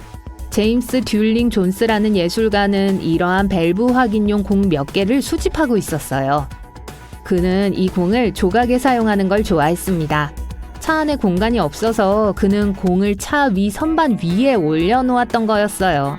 그리고 배츠 가족의 사유지를 지나면서 운전을 했고 도중에 이 공들 중 몇 개가 굴러 요즘 버려진 임대창고를 사고 파는 일은 미국에서 흔한 일입니다. 그에 관한 TV쇼까지 있어서 전 세계적으로 많은 관심을 끌고 있어요. 하지만 대박을 터뜨리는 것은 전문 스토리지 헌터만이 아닙니다. 애리조나의 한 커플은 소파가 필요했어요. 많은 돈을 들여 새 것을 사고 싶지 않았기 때문에 경매에 참여했고 중고 소파에 $10를 제안했습니다. 소파는 상태가 좋지 않았고 둘은 결국 소파가 들어있던 컨테이너 창고를 함께 구입했어요. 창고 안을 뒤지다가 매우 놀라운 발견을 하게 됩니다. 현금이 가득 든 낡은 곰인형을 발견했죠. 그 안에는 거의 3억 원에 달하는 돈이 들어있었어요. 2011년 한 남자가 샌 페르난도 밸리의 컨테이너 내용물을 조사한 후 흥미로운 발견을 했습니다. 그가 우연히 발견한 건 액션 코믹스 1권이라는 특별한 만화책이었어요. 그는 감정을 받기 위해 전문가에게 만화책을 가져가기 전까지는 그 가치를 알지 못했어요. 알고 보니 이 만화책은 슈퍼맨이 처음 등장한 만화책이었어요. 그는 그것으로 돈을 벌고 싶었지만 이전 주인에게 돌려주어야 했어요. 그 만화책은 사실 만화책과 특히 슈퍼맨의 열성 팬이었던 한 유명 배우가 도난당한 것이었습니다. 그 배우는 보험회사와 경찰에 만화책이 없어진 걸 신고했지만 찾을 수가 없었어요. 약 10억 원의 가치가 있는 것으로 추정되는 이 만화책은 도난당한 지 11년 만에 합법적인 주인과 재회했습니다. 또 다른 놀라운 빈티지 물건이 호주 멜버른의 한 창고에서 발견되었습니다. 사이드카가 달린 1927년식 할리 데이비슨 8 밸브 레이서였어요. 전문가들의 의견에 따르면 이 멋진 오토바이는 2015년에 다시 모습을 드러내기 전까지 반세기 이상 동안 그곳에 있었습니다. 발견 직후에 판매되었고 무려 약 4억 7천만 원에 팔렸어요. 버려진 창고를 경매하는 건 그 안에서 무엇을 발견할지 모른다는 사실 때문에 흥미롭습니다. 결국 얼마나 많은 이익을 얻을 것인가에 상관없이 말이죠. 롱아일랜드의 한 커플은 약 10만 원으로 일생일대의 거래를 하게 됩니다. 그들의 미스테리 차고 안에는 1976년형 로터스 에스프리 스포츠가 숨겨져 있었어요. 이 차는 디자인 때문에 특별했을 뿐만 아니라 1977년 제임스 본드 영화 나를 사랑한 스파이에 사용된 차였어요. 처음에 그 부부는 이 차가 유명한 차인지 전혀 몰랐습니다. 그래서 어떻게 수리해서 탈 수 있을까 알아보고 있었죠. 멋진 차였으니까요. 정비소에 가져갔을 때 그 차량에 특별한 무언가가 있다는 걸 발견했습니다. 그 차가 어디에서 왔는지 알게 됐고 결국 2013년 경매에서 그걸 판매했어요. 가격이요? 무려 거의 10억 원에 달했어요. 남부 캘리포니아의 어떤 사람은 2017년에 버려진 창고에서 놀라운 걸 발견했습니다. 그 안에는 빈티지 비디오, 게임 하드웨어, 게임 카트리지로 가득 차 있었어요. 감정을 받은 후 그가 발견한 물건이 5천만 원 이상의 가치가 있다는 걸 발견했습니다. 2010년에 또 어떤 사람은 간단한 미용실 용품으로 가득 찬 것처럼 보이는 큰 창고를 약 28만 원을 주고 구입했어요. 자세히 본 후 엄청난 가치가 있는 1928년산 마샬 앤 웬델 세일즈맨 피아노를 발견했어요. 감정 결과 그 악기의 가격은 약 1,000만 원에서 1,200만 원 사이로 추정됐습니다. 잊혀진 창고에서 우주 관련 물건이 발견됐다고요? 이 창고는 플로리다에서 경매에 붙여졌습니다. 창고를 조사한 후 주인은 거기에 나사 로켓과 카운트다운 시계가 들어있다는 걸 알게 됐어요. 그 물건들은 사용 예정이었던 우주 프로그램이 중단된 후에 창고에 넣어졌습니다. 이 발견은 너무나 유명해져서 TV에서도 방영됐어요. 유명한 가수의 팬들도 버려진 창고에서 놀랄만한 것을 발견합니다. 여기 아레사 프랭클린의 개인 소지품이 들어있는 창고에 대한 이야기가 있어요. 그녀의 물건 대부분은 집에서 일어난 사건 이후에 그 창고로 옮겨졌습니다. 결국 그 물건들을 버렸어요. 나중에 그녀는 그것에 대해 잊었다는 것을 인정했습니다. 경매에서 가방, 옷까지 심지어 그녀의 이름으로 된 영수증과 같은 것이 대중에게 공개되었습니다.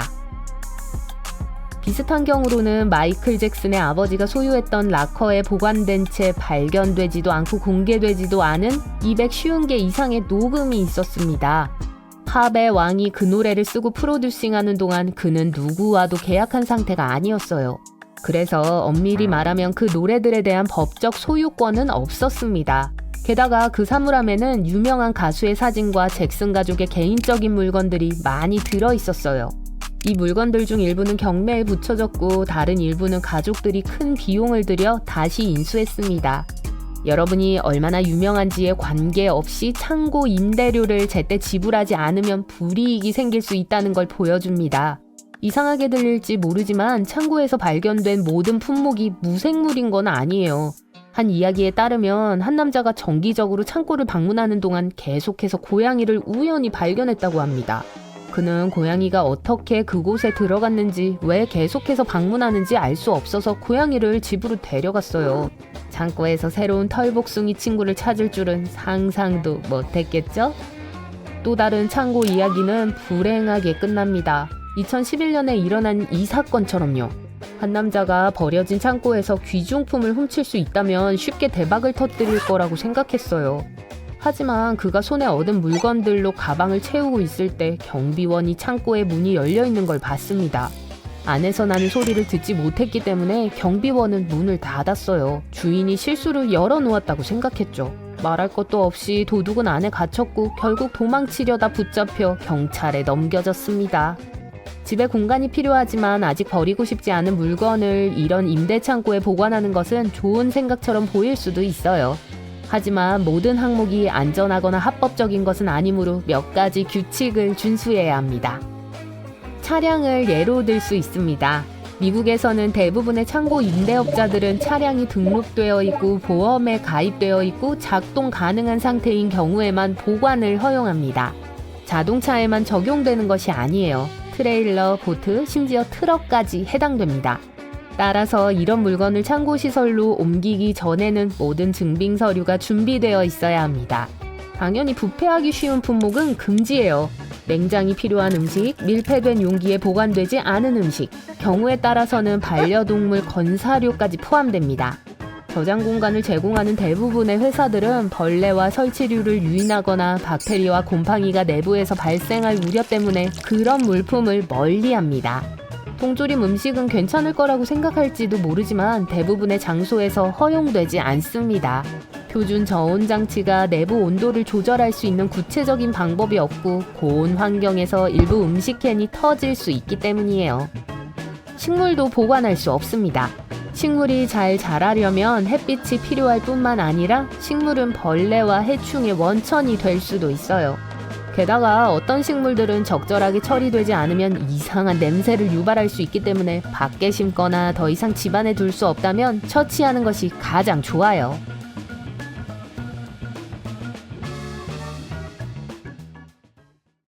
여러분은 나사가 항성, 행성, 은하 또는 블랙홀만을 탐사하는 게 아니라는 걸 알고 있나요? 믿기 어렵겠지만 사실이에요. 이 기관은 또 우리의 고향 행성인 지구에서 일어난 발견도 연구해요. 그럼 나사는 최근에 뭘 발견했을까요? 얼음 밑에 생명체가 있나요? 최근 데이터를 분석하는 동안 남극의 얼음 아래에 숨어있는 믿을 수 없는 걸 발견했어요. 그리고 이 발견은 지구 전체 수계에 대해 우리가 알고 있는 모든 걸 바꿀 뿐만 아니라 우주의 생명체에 대한 연구를 도울 수 있어요. 인류의 존재는 남극 대륙과 그것의 비밀을 이해하는 데 달려있을지도 몰라요. 그래서 최근의 발견들이 우리의 생존에 대한 중요한 정보를 보여줄 거예요. 하지만 계속하기 전에 눈으로 볼 수 있는 한 얼음밖에 없는 이곳에 대해 여러분이 얼마나 아는지 봅시다. 남극 대륙은 남반구에 있는 세계 7대 대륙 중 하나예요. 총 면적으로 봤을 때 5번째로 큰 대륙이에요. 그리고 그 뜻은 호주의 거의 2배 크기라는 걸 의미해요. 진짜 운석을 보고 싶나요? 남극으로 가세요. 건조한 기후 때문에 남극 대륙은 우주를 관찰하기에 가장 좋은 장소 중 하나예요. 하지만 더 멋진 건 대륙의 흰 표면에서 운석을 찾을 수 있다는 거예요. 과학자들은 이미 얼음에서 약 4만 5천 개의 운석을 뽑아냈어요. 그리고 30만 개를 더 볼 수 있을 거라고 생각하고 있죠. 그곳에 많은 지상암석이 없기 때문에 운석의 어두운 색 덕분에 발견하기가 쉬워요. 남극 대륙의 건조한 사막 환경 또한 그걸 보존하는 데 도움을 줘요. 심지어 100만 년 전에 지구에 떨어진 것도 말이에요. 그리고 남극에서의 화산 활동을 상상할 수 있나요? 어렵죠. 하지만 이곳은 불이 얼음과 만나는 곳이에요. 서남극은 대부분의 화산 활동이 일어나는 곳이에요. 과학자들은 서남극에만 138개의 화산이 존재한다는 걸 발견했어요. 와, 여러분은 남극이 늘 추울 거라고 생각할 거예요. 하지만 아니에요. 해안 지역은 10도까지 따뜻해질 수 있어요. 하지만 얼음이 없다면 남극이 어떻게 보일지 궁금해 본 적 있나요? 지금은 상상할 수 없지만 늘 얼음으로 덮여 있던 건 아니에요. 하지만 그건 3,400만 년 전 일이에요. 그래서 얼음이 없는 대륙의 표면이 어떨지 아무도 알지 못하죠. 하지만 나사가 그걸 바꿨어요. 컴퓨터 시뮬레이션을 만들었고 오늘날 가장 정확한 지도를 만들었어요. 그들이 본 것은 놀라웠어요. 대륙은 보이는 것과 달리 전혀 평평하지 않았어요. 계곡, 경사진 평원, 그리고 높은 산들로 꽤 울퉁불퉁했어요. 하지만 이건 그들이 남극 대륙 얼음 아래에서 발견한 것에 비하면 아무것도 아니었어요. 그래서 그게 뭐냐고요? 드럼을 쳐주세요. 나사가 2개의 새로운 빙저호를 발견했어요. 그리고 더 멋진 것은 우주에서 이 호수들을 발견했다는 거예요. 어떻게요? 만약 여러분의 대답이 최첨단 위성이라면 맞습니다. 2003년 나사는 아이스셋이라는 위성을 발사했어요. 그것이 빙상물질 균형과 구름과 에어로졸 높이를 측정했어요. 위성은 또한 남극 대륙에 얼음이 없는 지도를 만드는 걸 도왔어요. 2010년 유럽 우주국은 2번째 위성인 크라이오셋2를 발사했어요. 얼음 두께의 변화를 추적하기 위한 거였죠. 그리고 2018년 나사는 아이스셋의 후속인 3번째 아이스셋2를 발사했어요. 이것은 빙상의 해발 고도와 바다의 해빙의 두께를 측정했어요. 나사의 가장 진보된 지구 관측 레이저 기구였습니다. 가장 정확한 데이터를 전달했죠. 그리고 이게 다른 위성들의 데이터와 결합되었을 때 한 쌍의 큰 호수 근처에서 이 두 개의 새로운 호수를 발견하는 게 가능했어요. 하지만 애초에 어떻게 이런 호수들이 존재할 수 있는 거죠? 대부분의 남극 대륙 얼음의 평균 두께는 약 1.9km예요. 하지만 어떤 곳에선 특히 겨울 동안에는 3km 이상 두꺼워질 수 있어요. 그래서 그 아래에 아무것도 없을 거라고 생각할지도 몰라요. 하지만 과학은 달리 말하고 있어요. 맨눈으로 볼 수는 없지만 대륙의 얼음은 그 무게에 의해 천천히 그러나 지속적으로 다른 방향으로 흐르고 있어요. 그런데 과학자들은 수년 동안 물이 어떻게 움직이는지 알아낼 수 없었어요. 2007년 아이스셋에서 수집한 데이터가 표면 아래에 뭐가 숨어 있는지 통찰할 수 있게 해주게 되면서 변화가 시작되었어요. 그들은 먼저 남극 대륙의 빠르게 흐르는 빙류 아래에 연결된 해빙수 호수의 전체 네트워크를 발견했어요. 그리고 그게 수백 개 있었어요. 스크립스 해양연구소의 빙하 연구가 헬렌 아만다 프리커는 아이스셋에 의해 측정된 해발 높이의 변화가 이런 호수의 역학 때문에 일어났다는 걸 알아냈어요. 그게 해빙수를 정적으로 유지하지 않았어요. 대신 시간이 지남에 따라 수로 시스템을 통해 계속해서 물을 채우고 배수하고 있었어요. 그렇게 하면서 위에 얼음이 오르내렸죠. 하지만 어디로 물을 빼냈을까요? 당연히 바다죠. 그리고 그 양이 엄청납니다. 프리커와 공동 저술한 최근의 연구에서 한 호수에서 단 3일 만에 7,500억 리터나 되는 물이 바다로 흘러들어갔다는 걸 발견했어요. 자연이 어떻게 작용하는지에 대해 수많은 미스터리들이 여전히 해결되기를 기다리고 있어요. 하지만 두 개의 새로운 호수를 찾는 것은 과학자들에게 기후가 따뜻해짐에 따라 남극의 빙상이 얼마나 빨리 변할지, 그리고 이게 세계적인 해류와 해수면 상승에 어떤 영향을 미칠지에 대한 더 나은 그림을 그려줄 거예요. 호수의 체음과 배수 주기는 빙상의 균열과 크레바스가 생기게 해요. 그래서 이 새로운 호수들로부터 발견한 정보는 또한 얼음 표면의 손상을 더 잘 이해할 수 있게 해줄 거예요. 또한 이 체험과 배수 시스템이 얼음이 바다와 대양으로 미끄러지는 속도에 어떤 영향을 미치는지 평가할 수 있을 거예요. 그건 추가된 담수가 해양 생태계를 어떻게 변화시키는지 평가할 수 있다는 걸 의미하죠. 이 발견은 또한 생명이 정말 얼음 아래에 있는지 어떤지를 암시할 수 있어요. 와! 과학자들은 약 1068m의 얼음을 뚫었고 호수들 중 하나에서 채취한 물 샘플에서 대략 밀리리터당 10,000개의 박테리아 세포가 포함되어 있다는 걸 발견했어요. 그렇게 많은 수의 박테리아의 존재는 좋은 징조예요. 왜냐하면 차가운 물이 미세생물과 같은 더 고등한 생명체를 지지할 수 있다는 뜻이니까요. 그리고 이 새로운 호수들 중 하나가 그들의 고향일지도 몰라요. 하지만 가장 흥미로운 것은 이 새로운 호수가 다른 행성에서의 생명체가 가능한지를 이해하는 데 도움을 줄 수 있다는 거예요. 과학자들은 화성에 얼어붙은 표면 아래의 생명체가 남극 호수에서 보이는 패턴을 따를 거라고 믿고 있어요. 그래서 붉은 행성에 존재했었을지도 모르는 생명체 종류에 대한 중요하고 새로운 정보를 찾을 가능성이 있어요. 하지만 겨울 동안에는 그곳에 있고 싶지 않을 거예요. 여러분이 경험할 수 있는 지구상에서 가장 낮은 온도는 영하 89.2도예요. 2010년엔 그보다 더 낮은 영하 93.2도를 기록한 적도 있었어요. 그리고 건조한 바람 때문에 이 추위를 훨씬 더 심하게 느낄 수 있어요. 여러분은 남극 대륙의 얼음 표면의 크기 또한 1년 내내 변하고 있다는 걸 알고 있나요? 여름에는 약 300만 제곱킬로미터예요.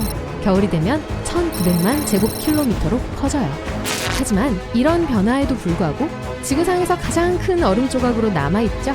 미안 북극아, 네가 졌어. 이 귀엽고 작은 펭귄 아세요? 남극에는 원주민이 없으니 이 동물들을 현지인으로 여기세요. 그곳은 어느 나라도 소유하고 있지 않기 때문에 누구의 땅도 아니에요. 하지만 누가 진짜 그걸 소유하고 있는지 아세요? 5가지 다른 종의 펭귄, 바다표범, 범고래들이에요. 대륙의 가혹한 환경에도 불구하고 여러분은 낚시와 연구를 목적으로 하는 관광객으로 그곳을 방문할 수 있어요. 약 5,000명의 사람들이 연구소에서 여름 동안 대륙에 거주해요. 하지만 겨울이 오면 그 수는 자연스럽게 1,000명으로 떨어져요. 남극 대륙의 얼음 이불은 세계 담수 보유량의 70%를 차지해요. 만약 이게 녹는다면 어떤 일이 일어날지 상상해보세요. 지구의 해수면은 거의 60m 상승하게 될 거예요. 1992년 1월 10일 거대한 화물선이 태평양 한가운데 어딘가를 항해했습니다. 거센 폭풍에 휘말렸고 파도가 배를 무섭게 때렸고 컨테이너 중 일부가 물에 빠졌어요. 그중 하나가 열렸고 약 29,000개의 고무 장난감이 쏟아져 나왔어요. 노란 오리, 개구리, 파란 거북이 장난감이었습니다. 그 순간부터 세계 바다를 가로지르는 거의 32,000km의 여행이 시작됐어요. 이 엄청난 수의 장난감은 수년간의 폭풍, 소금물, 해양 동물들, 그리고 타는 듯한 태양 아래서 수없이 많은 날을 살아남았어요. 고무오리들은 심지어 북극의 차가운 물속까지 들어갔고 타이타닉이 가라앉은 지점을 헤엄쳐 지나갔어요. 장난감 중 일부는 하와이에 도착했고 일부는 영국의 해안으로 갔습니다. 많은 사람들이 지금까지 그들의 여정을 지켜봤어요. 해양학자들은 이동하는 고무오리 떼의 도움으로 해류를 연구했습니다. 이 오리들에 대한 책도 나왔어요. 각각의 장난감은 유물이 됐고 어떤 사람은 그 중 하나를 발견했어요. 개구리 장난감 하나가 영국 해안으로 떠내려갔고 다른 장난감들은 바다에서 발견되었습니다. 사람들은 그것들을 찾아서 수백만 원에 팔고 있어요. 지금까지 이 방랑자들은 어딘가에서 떠다니고 있습니다. 여러분도 언젠가 그 중 하나를 찾게 될지 몰라요. 제 건 잘 간직하고 있어요. 암모나이트가 뭔지 아세요? 나선형이 등에 있는 거대한 고대 조개 껍데기 같은 거예요. 워싱턴의 해안에는 암모나이트의 화석이 많이 숨겨져 있습니다. 어느 날 과학자들이 선사시대 흔적을 찾기 위해 그곳에 갔어요. 하지만 대신 알려지지 않은 공룡의 거대한 뼈를 발견했어요. 문제는 그 화석이 해안가 바위에 박혀 있다는 것이었습니다. 고생물학자들은 발견한 것을 얻고 물을 얻기 위해 돌톱을 사용했어요. 그들은 그 뼈를 추출했고 그것이 약 8천만 년 전에 살았던 동물의 뼈라는 걸 발견했어요.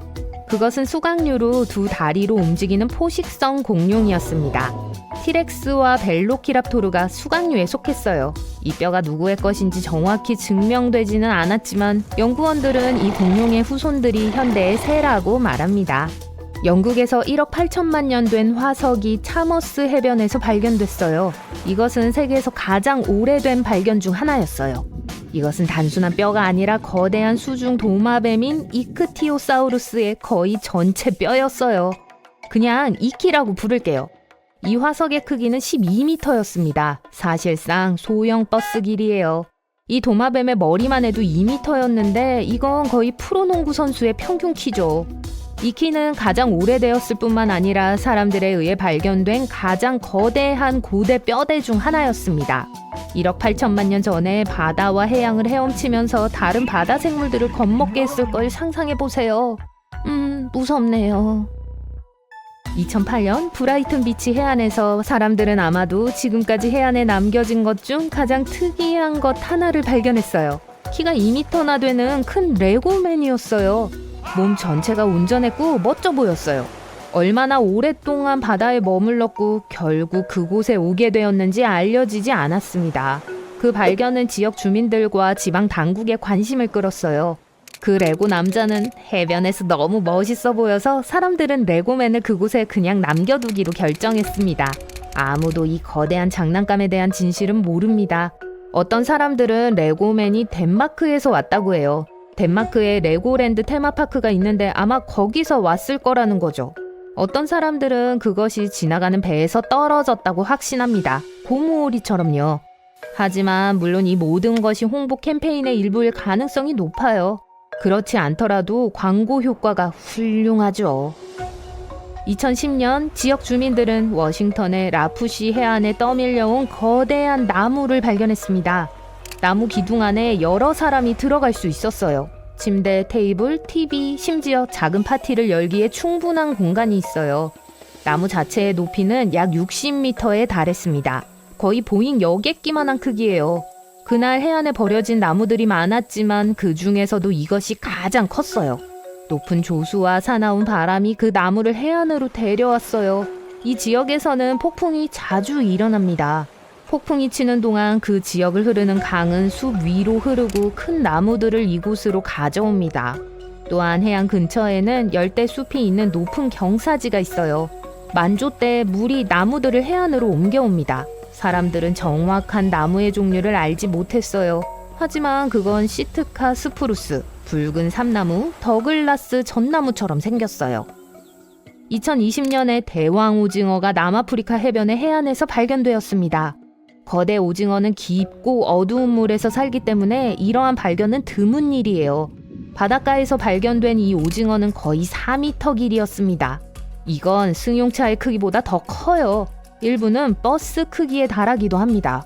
먼 옛날에 선원들이 이 괴물을 크라켄이라고 불렀다는 건 놀라운 일이 아니에요. 이 오징어는 거대한 촉수, 부리 같은 입, 그리고 동물 세계에서 가장 큰 눈을 가지고 있습니다. 눈 하나가 축구공만한 크기예요. 2021년 한 가족이 하와이의 해변에서 오래된 병을 발견했습니다. 물론 안에는 37년 전에 쓰인 메시지가 있었어요. 편지는 영어로 쓰여 있었습니다. 한 일본 학교의 학생들이 이 메시지를 썼다는 것이 밝혀졌어요. 1984년 그 학교는 해류를 연구하기 위해 약 450개의 병을 바다에 방류했어요. 그 편지에는 병을 돌려달라는 요청과 함께 주소가 있었습니다. 현재 약 50개의 병들이 일본의 그 학교로 반환됐어요. 하지만 하와이 해안에서 발견된 이 메시지는 2002년 이후 처음입니다. 해안을 따라 걷고 있는데 갑자기 멀리서 이상한 것을 본다고 상상해보세요. 커다랗고 짙은 녹색 촉수를 가진 거대한 불가사리처럼 보여요. 가운데에는 이상한 붉은 빛이 있어요. 그 물체는 테이프로 울타리가 쳐져 있습니다. 주변에 보호복을 입은 사람들이 있어요. 이건 2022년 5월 호주의 본디비치에서 있었던 일이에요. 그날 해안에 왔던 기자와 많은 관광객들은 이 알 수 없는 생물이 그저 미국의 유명 TV 시리즈 광고를 위해 만들어진 조각품이라는 걸 알게 됐어요. 2020년 2월 16일 지역 주민들은 아일랜드 마을의 바위투성이 해안에서 큰 화물선이 갇힌 것을 발견했습니다. 배는 낡고 녹슬었으며 몸 전체에 구멍이 나 있고 곳곳이 썩어 있었어요. 그 전날에는 거기 없었어요. 그 배에는 값지거나 흥미로운 것은 아무것도 없었고 단지 낡은 연료통 몇 개만 있었습니다. 어떤 기록이나 일지도 찾지 못했어요. 그 배의 주인은 누구일까요? 선장이 누구였을까요? 선원들은 다 어디로 갔죠? 아무도 이런 질문들에 대한 답을 가지고 있지 않았어요. 곧 언론에서 배에 대한 기사를 썼고 어떤 사람이 마을 관리 당국에 전화를 걸어 자신을 주인이라고 소개했어요. 그 사람은 어떤 증거도 제시하지 않고 전화를 끊었습니다. 물론 아무도 그 배를 가지고 가지 않았어요. 하지만 얼마 후 사람들은 이 신비로운 선박의 이야기를 밝히기 시작했습니다. 이 배의 이름은 알타입니다. 아일랜드 해안으로 오기 5개월 전 수천 킬로미터 떨어진 대서양에서 목격됐어요. 그날 대형 선박 MS 프로텍터는 잔잔한 바다를 항해하고 있었고 알타를 발견했습니다.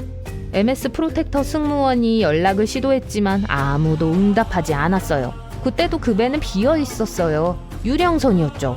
어떻게 이 배가 대서양을 가로질러 아일랜드 해안까지 떠내려왔는지는 아직 알려지지 않았습니다. 그냥 우연이었을 수도 있어요. 지금까지 아무도 그 배를 본 사람이 없다는 점도 특이합니다. 폭풍우를 헤치고 조용히 먼 거리를 항해했어요.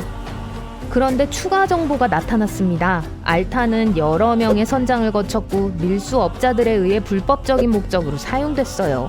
아프리카와 그리스의 해안가를 방문했습니다. 어느 날 알타 선원들이 조난 신호를 보냈어요. 음식과 물이 떨어졌어요. 엔진 내부에 고장이 있었습니다. 사람들은 구조되었고 배는 바다를 헤매게 됐어요. 배의 주인은 발견되지 않았습니다. 타오르는 태양 아래 모래 언덕 사이 사하라 사막 어딘가에서 여러분은 고대 보물을 찾아 걷고 있습니다. 마침내 모래에서 이상한 바위를 발견합니다. 커다랗고 검은 석탄 조각이나 돌덩어리처럼 보이지만 표면에 반짝이는 무언가가 특이합니다.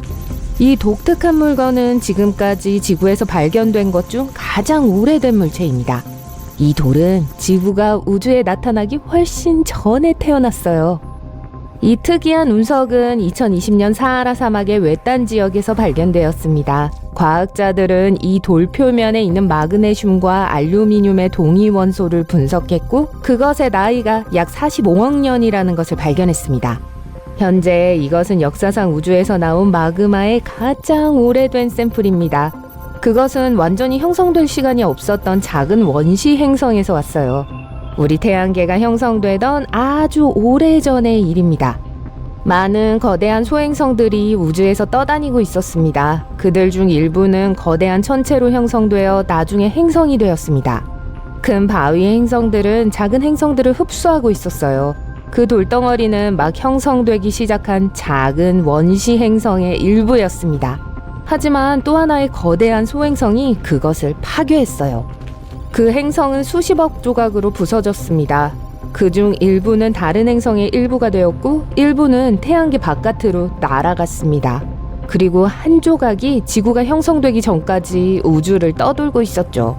그 후 그것은 지구의 대기 속으로 들어왔고 현재 사하라 사막으로 알려진 지역에 떨어졌습니다. 이 암석은 2020년에 발견되었습니다. 하지만 외계 암석의 침식에 의하면 훨씬 더 일찍 떨어진 것일 수도 있다는 것을 보여줍니다. 약 30kg의 무게가 나가는 이 고대 물체는 내부에 여러 개의 다른 운석 조각들을 포함하고 있어요. 간단히 말해서 용암으로 이루어진 화산암이에요. 그것은 식으면서 굳어졌고 결정화되었습니다. 그래서 반짝거리는 거였어요. 과학자들은 이 암석에 대한 더 많은 연구가 우리 태양계 기초에 대해 더 많은 것을 배우는 데 도움이 되기를 바라고 있습니다. 미국에서 발견된 가장 큰 소행성은 윌라메트입니다. 크기는 7.8평방미터이고 무게는 15톤 이상입니다. 이것은 버스 절반 무게입니다. 여러 명의 사람들이 이 우주 물체의 표면에 설 수 있어요. 하지만 가장 멋진 사실은 발견된 대부분의 운석과는 달리 돌이 아니라는 점입니다. 윌라메트는 니켈과 철로 되어 있습니다. 이 거대한 금속 조각은 1906년에 발견되었어요. 현재 이 거대한 바위는 미국 자연사 박물관에 보관되어 있습니다. 지금까지 발견된 운석 중 가장 큰 것은 호바입니다. 이것은 나미비아에 위치해 있고 너무 무거워서 위치가 바뀐 적이 없습니다. 호바의 무게는 60톤입니다. 탱크보다 더 무거워요. 다음 우주 관련 행사는 2월 28일 영국 남서부에서 발생했습니다. 이날 거대한 섬광이 하늘을 비추었어요. 그러고 나서 큰 충돌음이 있었습니다. 몇몇 주민들이 집 밖을 내다봤을 때 잔디밭에 검게 그을린 얼룩이 있는 것을 발견했습니다. 그들은 즉시 무슨 일이 일어났는지 추측했고 영국 운석 관측 네트워크에 그 발견을 보고했습니다. 만약 여러분이 운석을 발견하게 된다면 가능한 한 빨리 지질학적 연구나 우주센터에 보고하세요. 우주 암석은 땅 위에 더 오래 머물러 있을수록 그 가치를 더 빨리 잃습니다. 비, 먼지, 눈, 바람, 장렬하는 태양. 이 모든 요인이 운석의 표면을 손상시킵니다. 천체를 연구하는 걸 어렵게 만들죠. 영국에서 발견된 운석은 석탄처럼 보이지만 훨씬 부드럽고 깨지기 쉽습니다. 아마도 언상태의 물을 포함하고 있었을 거예요. 이 바위는 태양계가 아직 완전히 형성되지 않았을 때 우주를 뚫고 지나간 거대한 소행성의 일부입니다. 바위 안에서 독특한 광물 조합이 발견됐어요. 과학자들이 태양계의 기원과 지구의 생명체에 대해 더 많이 배우는데 도움이 될 수 있습니다.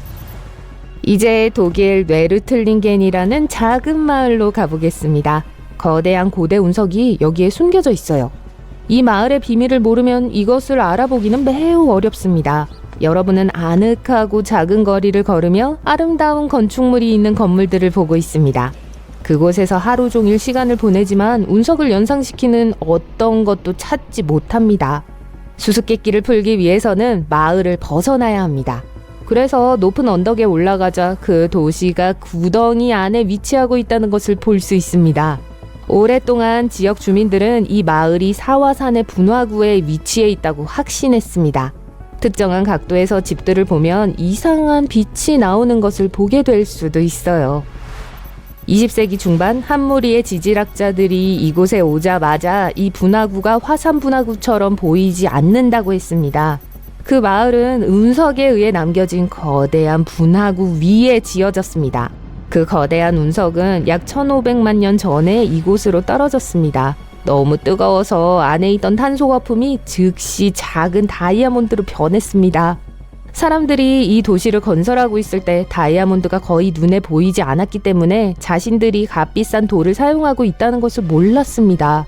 지역 주민들은 도시의 벽이 햇빛에 유난히 빛난다는 사실에 별로 신경을 쓰지 않았어요. 지금은 이 마을이 하늘에서 떨어진 다이아몬드를 지어졌다는 것을 믿습니다. 다음 방문할 곳도 영국에 있습니다. 이번에는 바위 자체는 지구에서 기원한 것입니다. 유명한 스톤헨지예요.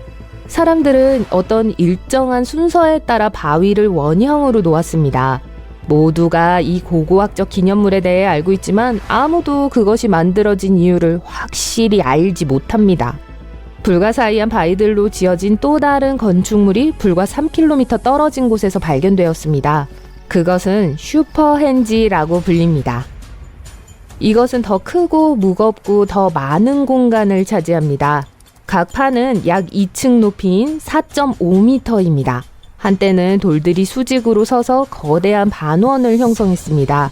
하지만 약 4,500년 전 사람들이 돌들을 밀어냈어요. 누군가의 장난이었을까요? 그렇진 않아요. 그렇게 오랫동안 발견되지 않은 것입니다. 과학자들은 여전히 슈퍼헨지의 미스터리를 풀지는 못하고 있지만 수직으로 세워진 돌들이 어떤 거대한 기념물의 일부라고 믿고 있습니다. 또 다른 놀라운 바위들은 코스타리카의 남쪽에 위치해 있습니다. 사람만한 큰 것도 있고 볼링공만한 작은 것도 있습니다. 그리고 모두 완벽하게 둥근 모양을 가지고 있어요. 이 거대한 바위공들은 사람들에 의해 만들어졌습니다. 석기를 사용하여 완벽한 둥근 모양을 만드는 데는 몇 년이 걸렸을 거예요. 이 공들은 믿을 수 없을 정도로 무겁지만 농구공처럼 쉽게 굴러다닐 수 있습니다. 바위들은 모두 나이가 다릅니다. 일부는 약 2500년 전에 만들어졌어요. 대부분은 녹은 화산 마그마로 이루어져 있습니다. 지금까지 과학자들은 이 돌들이 어떤 목적으로 사용되었는지 모릅니다. 이런 바위공은 코스타리카의 대도시 근처 다른 지역에서도 발견되었습니다. 고대 문명이 지역 왕의 위대함을 보여주기 위해 특별히 설치했을 가능성이 있습니다. 또한 많은 전문가들은 이 바위들이 천문학을 공부하는 도구로 사용되었다고 믿고 있습니다. 바위의 용도를 알고 있던 사람들은 사라졌고 바위의 역사도 함께 사라졌습니다. 가장 멋진 고고학적 발견으로 우리의 여행을 마무리하도록 해요. 여러분은 페루 사막을 걸으며 낮은 언덕을 오르고 있습니다. 아래를 내려다보면 언덕 표면이 이상한 선으로 덮여 있는 것을 볼 수 있습니다. 멀리 걸어가면 언덕 위에 거대한 고양이가 보입니다. 그러한 그림은 지오글리프라고 불립니다. 길이는 약 35m이고 보잉 상업용 제트기의 절반 크기이죠. 고고학자들은 2020년에 이 거대한 고양이를 발견했고 이 고양이가 기원전 200년에서 100년 사이에 만들어졌다는 것을 알게 되었습니다. 이 거대한 그림은 다양한 그림들로 이루어진 불가사의한 그룹의 일부입니다. 고양이 외에도 다른 동물, 식물, 그리고 환상적인 형상들이 있어요. 모두 페루의 사막에서 발견되었습니다. 이 고양이는 우연히 발견되었어요. 고고학자들은 처음에 그것을 보지 못했습니다. 왜냐하면 언덕 위의 자연 침식이 실루엣을 거의 지워버렸기 때문입니다.